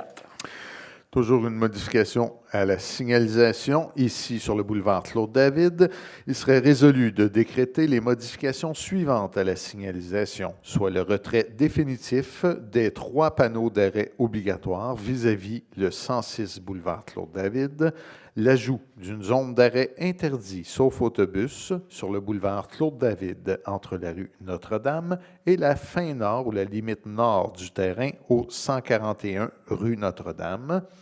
La mise à niveau de la zone d'arrêt interdit entre la rue Morel et l'extrémité sud du terrain du 115 boulevard Claude-David et le retrait de la zone de stationnement interdit entre la rue Notre-Dame et la limite du terrain au 141 rue Notre-Dame. Le tout sont les normes en vigueur. Merci. Donc, un proposeur, un appuyeur. Raymond Mars, je propose. Merci. Chantal Routier, j'appuie. Merci. 8.5. Toujours une modification au stationnement sur la place Fizet. Il s'agirait de décréter des modifications soit suivantes, soit la mise en place d'une signalisation de stationnement interdit sur le côté nord de la place Fizet, entre la rue Fizet et la limite du terrain au 69 place Fizet. La mise en place d'une signalisation de stationnement interdit sur le côté sud de la place Fizet, entre la rue Fizet et la fin du terrain au 53 place Fizet, et la plage d'interdiction de stationnement devra être de 8 h à 16 h du lundi au vendredi de septembre à juin. Un proposeur, un appuyeur. Chantal Routier, je propose. Merci. Martine Gendron, j'appuie. Merci. 8.6. Il s'agit de l'ajout d'une zone de stationnement interdit sur la rue des Ormes, soit entre la rue Notre-Dame et l'entrée charretière du 142 rue Notre-Dame, le tout sur les normes en vigueur. Donc, un proposeur, un appuyeur. Raymond Mars, je propose. Merci. Chantal Routier, j'appuie. Merci. On tombe à 9.1. Alors ici, considérant le mois de la persévérance scolaire, et en fait les jours de la persévérance scolaire, considérant que le Créval réussit à mobiliser les Lanaudois et Lanaudoises à l'égard de la réussite éducative, et ce, depuis près de 20 ans, et que l'engagement des partenaires et la multiplication d'initiatives en réussite éducative sont le reflet d'une grande mobilisation régionale. Considérant que le taux de qualification et de diplomation au secondaire des élèves après 7 ans s'est amélioré de façon marquée entre 2006 et 2020, passant de 67,6 % à 78,3 %. Et bien que ces résultats soient réjouissants, il est important de demeurer vigilant et poursuivre des actions concertées. Considérant que la persévérance scolaire est l'affaire de tous et que l'école a besoin de notre appui et que la municipalité a aussi un rôle à jouer pour favoriser la persévérance scolaire de ses citoyens apprenants, considérant que les journées de la persévérance scolaire représentent un moment fort de l'année pour unir les forces, encourager les jeunes et rappeler par le biais de diverses activités que l'éducation doit demeurer une priorité dans la Naudière. En conséquence, il serait proposé, appuyé et résolu de prendre acte de l'atteinte de l'objectif municipalité première de classe, projet de Créval, soit le comité régional pour la valorisation de l'éducation, visant à positionner la ville de Repentigny comme une organisation qui reconnaît la persévérance scolaire comme une priorité et un enjeu important pour le développement de notre communauté pour l'année 2023 et 2024. De reconnaître que la réussite éducative comme une priorité et un enjeu important pour le développement de notre municipalité. Pour ce faire, plusieurs actions seront posées du 12 au 17 février, comme l'adoption des journées de la persévérance scolaire et le port du ruban vert par les employés municipaux du 12 au 17 février, le maintien de la certification Oser Jeunes, l'accueil de plusieurs stagiaires au sein de l'organisation, l'utilisation des outils de promotion de la municipalité afin de promouvoir la persévérance scolaire par les médias sociaux, l'activité d'éveil à la lecture disponible dans la programmation, activités parents-enfants disponibles dans la programmation et distribuer des outils promotionnels des Journées de la persévérance scolaire 2024 dans nos bibliothèques municipales et de nommer une déléguée en la matière, soit Mme Stéphanie Gilbert. Merci beaucoup. Donc, un proposeur et un appuyeur. Karine Benoît, je propose, Monsieur le Président. Merci. J'appuie, Monsieur le Président. Merci.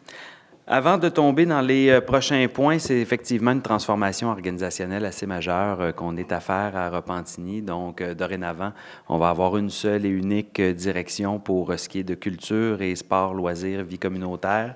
Donc, on se rappellera que sous l'ancienne administration, et c'était salvateur, c'est ce qui a permis d'avoir notre salle de spectacle et de se rendre aussi loin qu'on s'est rendu en matière de culture. Donc, une décision de l'ancienne administration avait été de créer une direction culture à proprement parler. Ça a été porteur. La preuve, aujourd'hui, on a le théâtre, on a l'espace culturel, on a le centre d'art. Aujourd'hui, on est dans l'optique de penser qu'il va y avoir une meilleure synergie de nos forces, tout en gardant chacun leur aspect distinctif et les forces et les qualités de tout un chacun. Mais on va avoir une réorganisation qui va tout mettre sous le même chapeau pour être beaucoup plus agile, efficace et en synergie et en complémentarité entre nos équipes. Et bien sûr, Mme Manon Fortin, bien connue, va occuper le poste. Alors, avant de l'adopter, quoique non, hein, je suis mieux d'attendre d'adopter. Hein? OK. Je prenais de l'avance. D'un coup que ça ne passerait pas. Oui, non, on va être correct. Et j'en profite aussi pour remercier sincèrement Valérie Prévost, là, qui était directrice des loisirs, donc pour le travail qu'elle a fait avec nous là, les 2 dernières années. Donc, merci beaucoup. Alors, avant de passer aux applaudissements, il faut adopter. Donc, 9.2.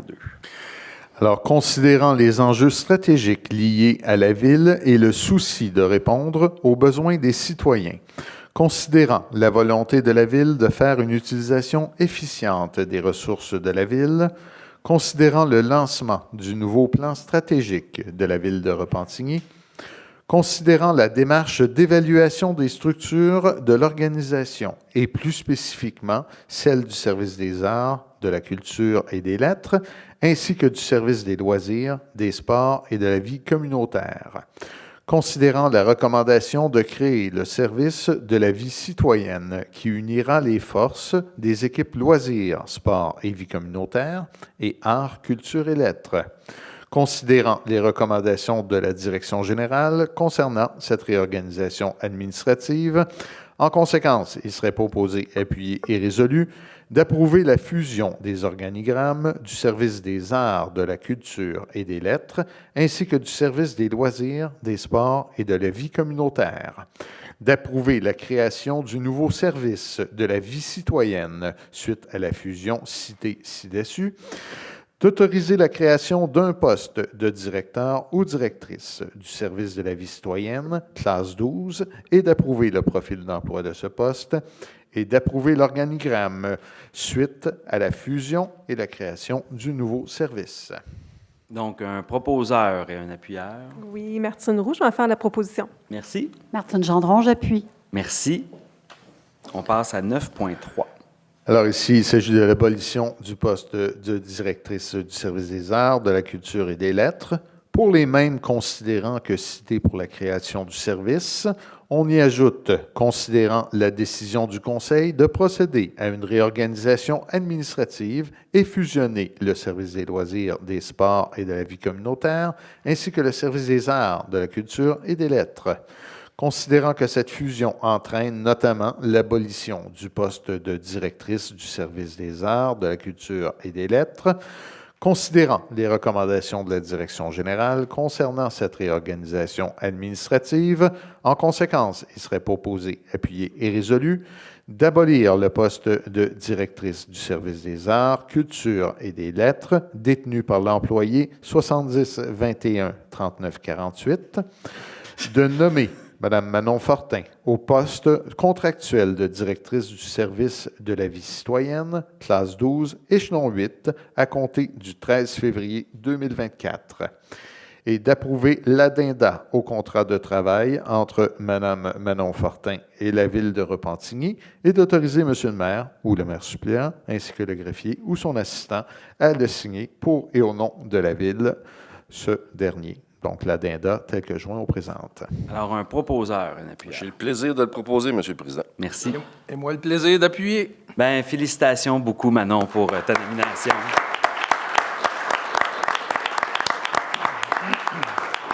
Donc, c'est un grand chantier transformationnel, mais on sait qu'on va avoir une bonne capitaine à bord pour mener les troupes à bon port. Alors, merci beaucoup, Manon, d'accepter et d'embarquer avec nous dans cette démarche. Je sais que ça va être entre très bonnes mains. Alors, félicitations, merci encore. C'est réciproque, merci. Donc, on passe maintenant à 9.4. Alors, il s'agit ici de l'abolition du poste de directrice du service des loisirs, des sports et de la vie communautaire.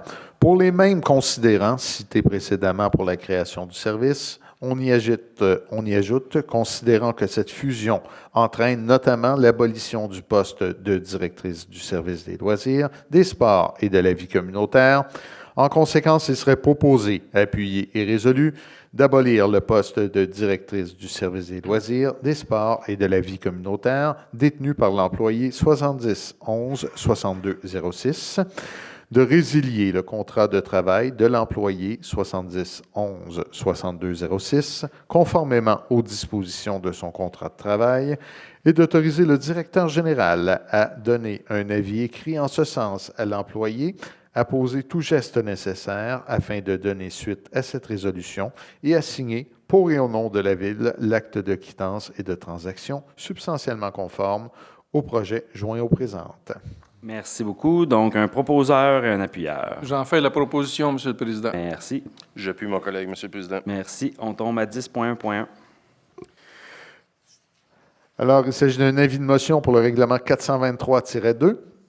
Avis de motion sera donné qu'à une séance du Conseil municipal tenue à une date ultérieure sera déposé pour adoption un projet de règlement 423-2 intitulé « Règlement amendant le règlement sur l'accès à la rampe de mise à l'eau municipale au parc Saint-Laurent ».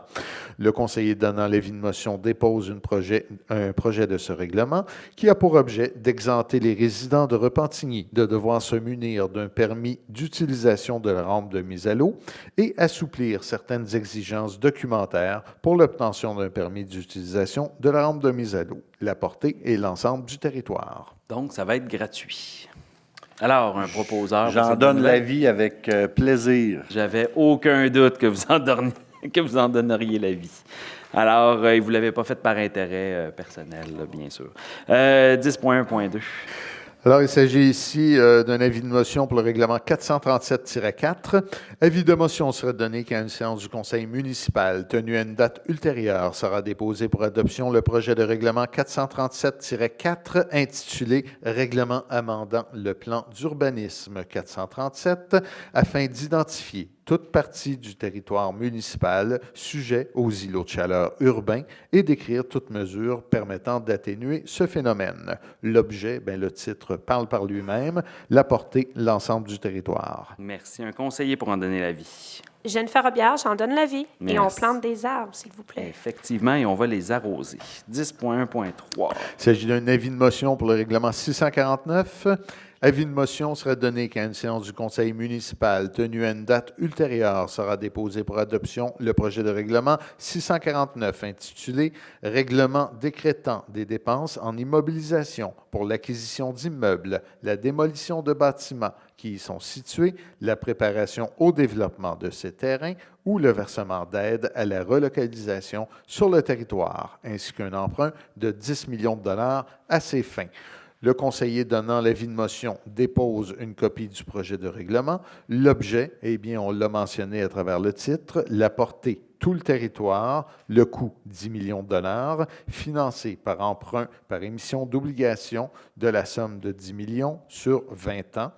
Et le mode de paiement et remboursement, une taxe foncière spéciale imposée annuellement à tous les contribuables sur la base de la catégorie et de la valeur. Merci beaucoup. Donc, un conseiller pour en donner l'avis. J'en donne l'avis, M. le Président. Merci. 10.1.4.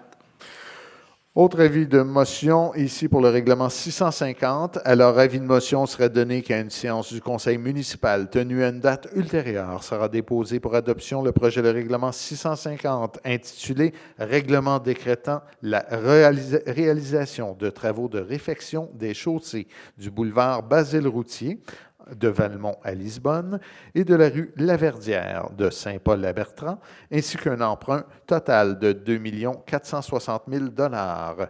Copie de ce projet de règlement est déposée par le conseiller ou la conseillère donnant l'avis de motion. Je crois que c'est un conseiller.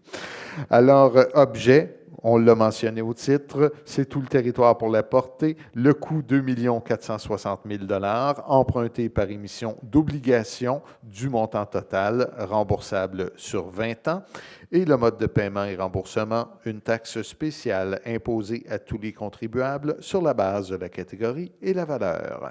Est-ce qu'on a un conseiller qui serait heureux de cette annonce? Je suis très heureux pour moi et mon collègue d'en donner l'annonce, alors j'en donne l'avis. Merci beaucoup. 10.2.1. Il s'agit ici de l'adoption d'un premier projet du fameux règlement 434-7 pour lequel on vient de donner l'avis de motion.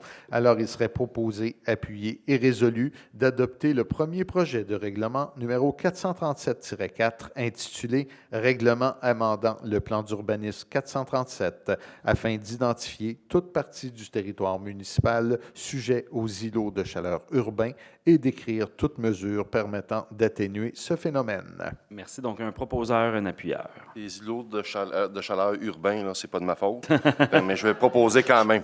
C'est bon, merci. Jennifer Robillard, j'appuie. Merci. 10.3.1.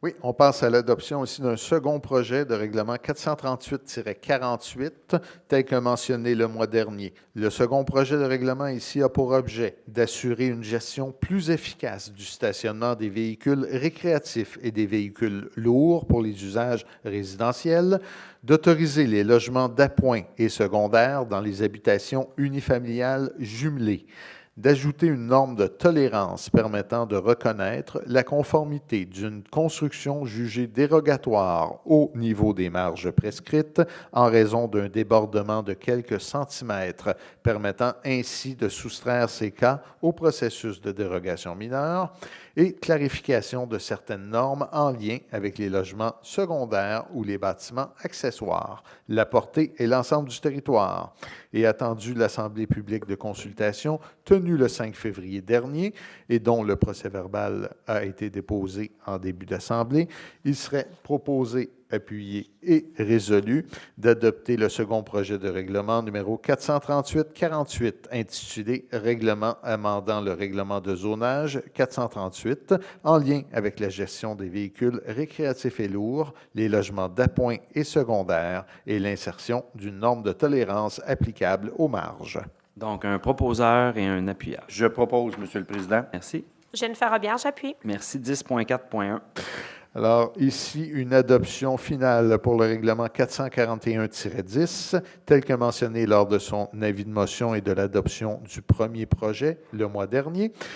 Ce règlement a pour objet de prolonger la durée de validité d'un permis de construction ou d'agrandissement d'un bâtiment principal comportant au moins 4 logements ou 8 chambres et dont la superficie de plancher est d'au moins 600 mètres carrés, et préciser l'obligation pour un propriétaire en zone habitation de paver son allée d'accès et aire de stationnement dans les 24 mois après la fin de son permis de construction. Attendu l'Assemblée publique de consultation tenue le 5 février 2024, dont le procès-verbal a été déposé en début de séance, il serait proposé, appuyé et résolu d'adopter le règlement 441-10 intitulé « Règlement amendant le règlement relatif à l'application et l'administration des règlements d'urbanisme numéro 441 afin de modifier la durée de validité d'un permis de construction dans certains cas. » Merci. Donc, un proposeur, un appuyeur. Jennifer Robillard, je propose. Merci. J'appuie. Merci. 10.4.2. Il s'agit ici de l'adoption du règlement 445-1 qui a pour objet de modifier les règles de régie interne du Conseil afin de mieux encadrer la période de questions des citoyens, clarifier certains concepts, ainsi qu'assurer une fluidité dans le déroulement des séances. La portée est tout le territoire. Il serait proposé, appuyé et résolu d'adopter le règlement numéro 445-1 intitulé « Règlement modifiant le règlement numéro 445 concernant la régie interne du Conseil ». Merci. Donc, un proposeur et un appuyeur. Oui, Martine Roux, je vais faire la proposition. Merci. J'appuie ma collègue, Monsieur le Président. C'est 10.4.3. Il s'agit de l'adoption du règlement 645. On note qu'il y a eu une légère modification apportée à l'article 5 afin de bien refléter le mode de paiement et remboursement mentionné à l'avis de motion. L'objet est de décréter des travaux de réfection des infrastructures sur la rue Notre-Dame entre le boulevard Prud'homme et la rue Saint-André. La portée, tout le territoire, le coût 8 millions de dollars empruntés par émission d'obligations remboursables sur 20 ans et le mode de paiement et remboursement, taxe foncière spéciale imposée à tous les contribuables sur la base de la catégorie et la valeur. Il serait en conséquence proposé, appuyé et résolu d'adopter le règlement 645 intitulé « Règlement décrétant la réalisation de travaux de réfection des infrastructures de la rue Notre-Dame entre le boulevard Prud'homme et la rue Saint-André, ainsi qu'un emprunt total de 8 millions de dollars. » Merci. Donc, un proposeur et un appuyeur. Je propose, Monsieur le Président. Merci. Karine Benoît, j'appuie. Merci. 10.4.4. On souligne que la même modification a été apportée à l'article 5 du règlement 646 pour bien refléter le mode de paiement et remboursement annoncé à l'avis de motion. L'objet est de décréter des travaux de réfection des infrastructures de la rue Richard, la portée, tout le territoire, pour un coût de 3 800 000 $, la somme totale financée par emprunt par émission d'obligations remboursables sur 20 ans, et le mode de paiement et remboursement, une taxe foncière spéciale imposée à tous les contribuables sur la base de la catégorie et la valeur.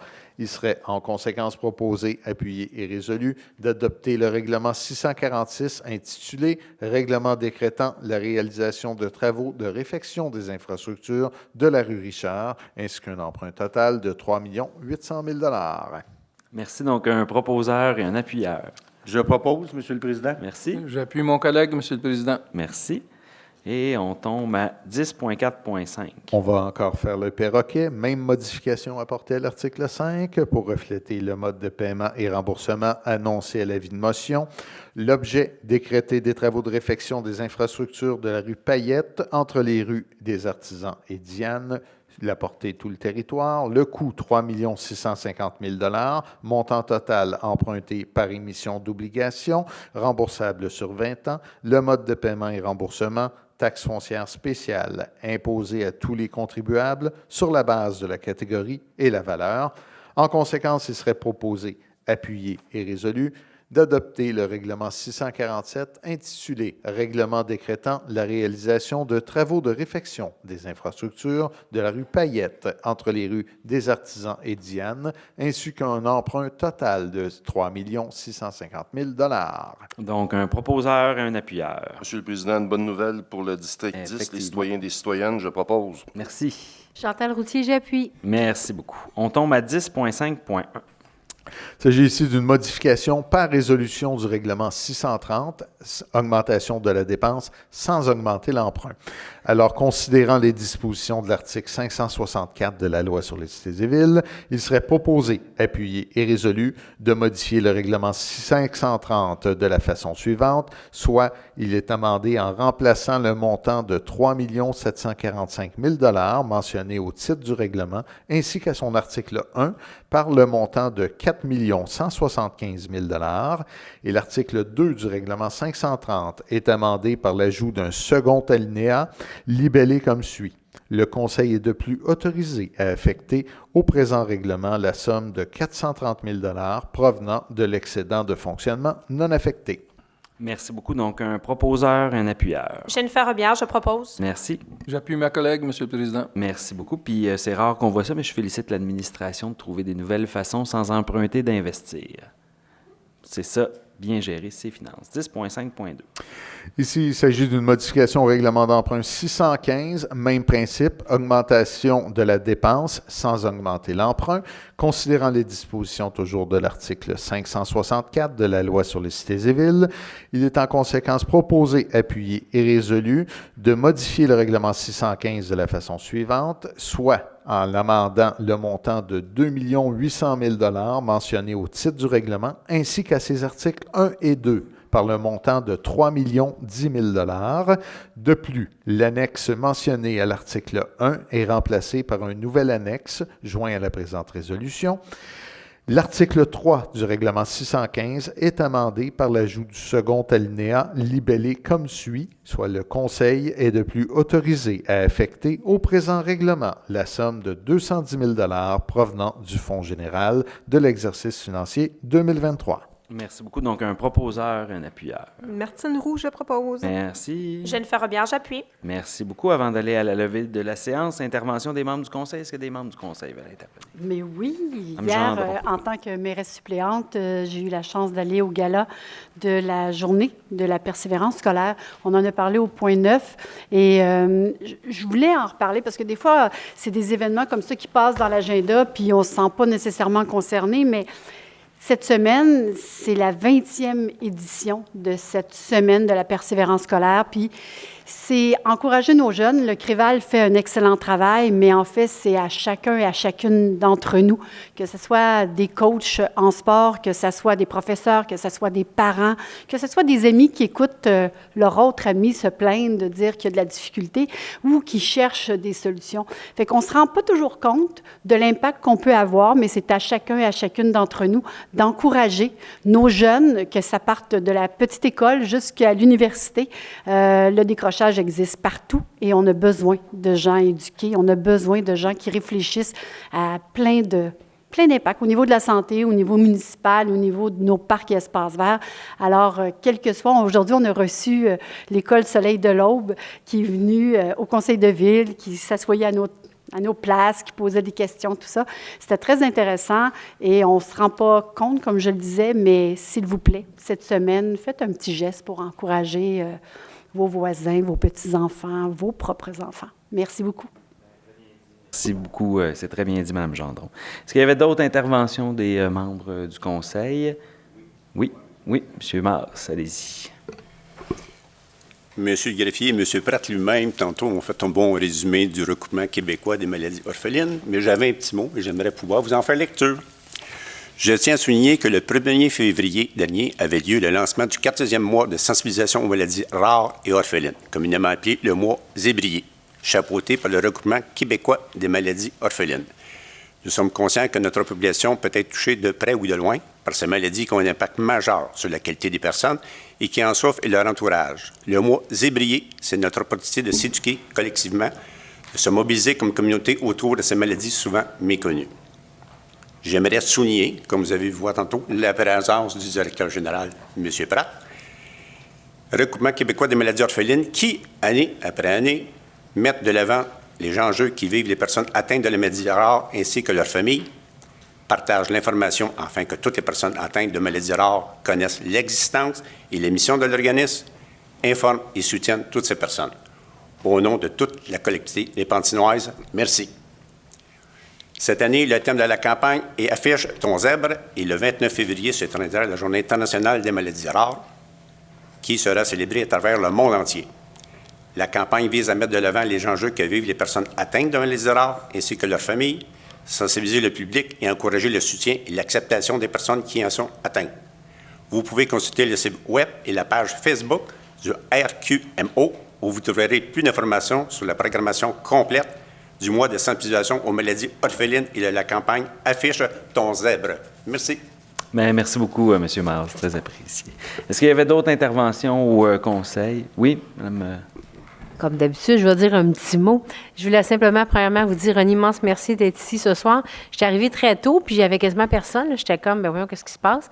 Fait que je suis vraiment contente que vous voyez que l'Hôtel de Ville, c'est la maison des citoyens, que vous êtes à l'aise de venir. C'est important que vous soyez ici.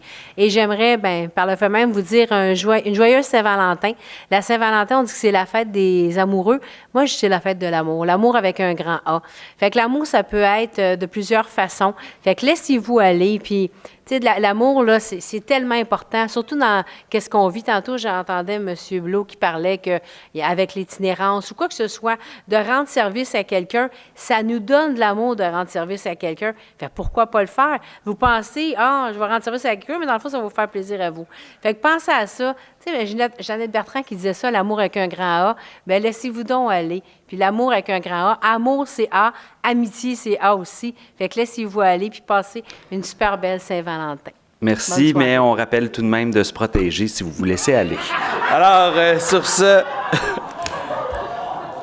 Elle était facile. Alors, sur ces bonnes paroles... Un proposeur et un appuyeur pour lever la séance. Comme à mon habitude, je vais proposer de clore cette assemblée, surtout avec le dernier commentaire de M. le maire, avant que ça dégénère. Je vais clore l'assemblée, M. le maire. Merci, puis on souhaite bonne Saint-Valentin à tous. Bonne soirée.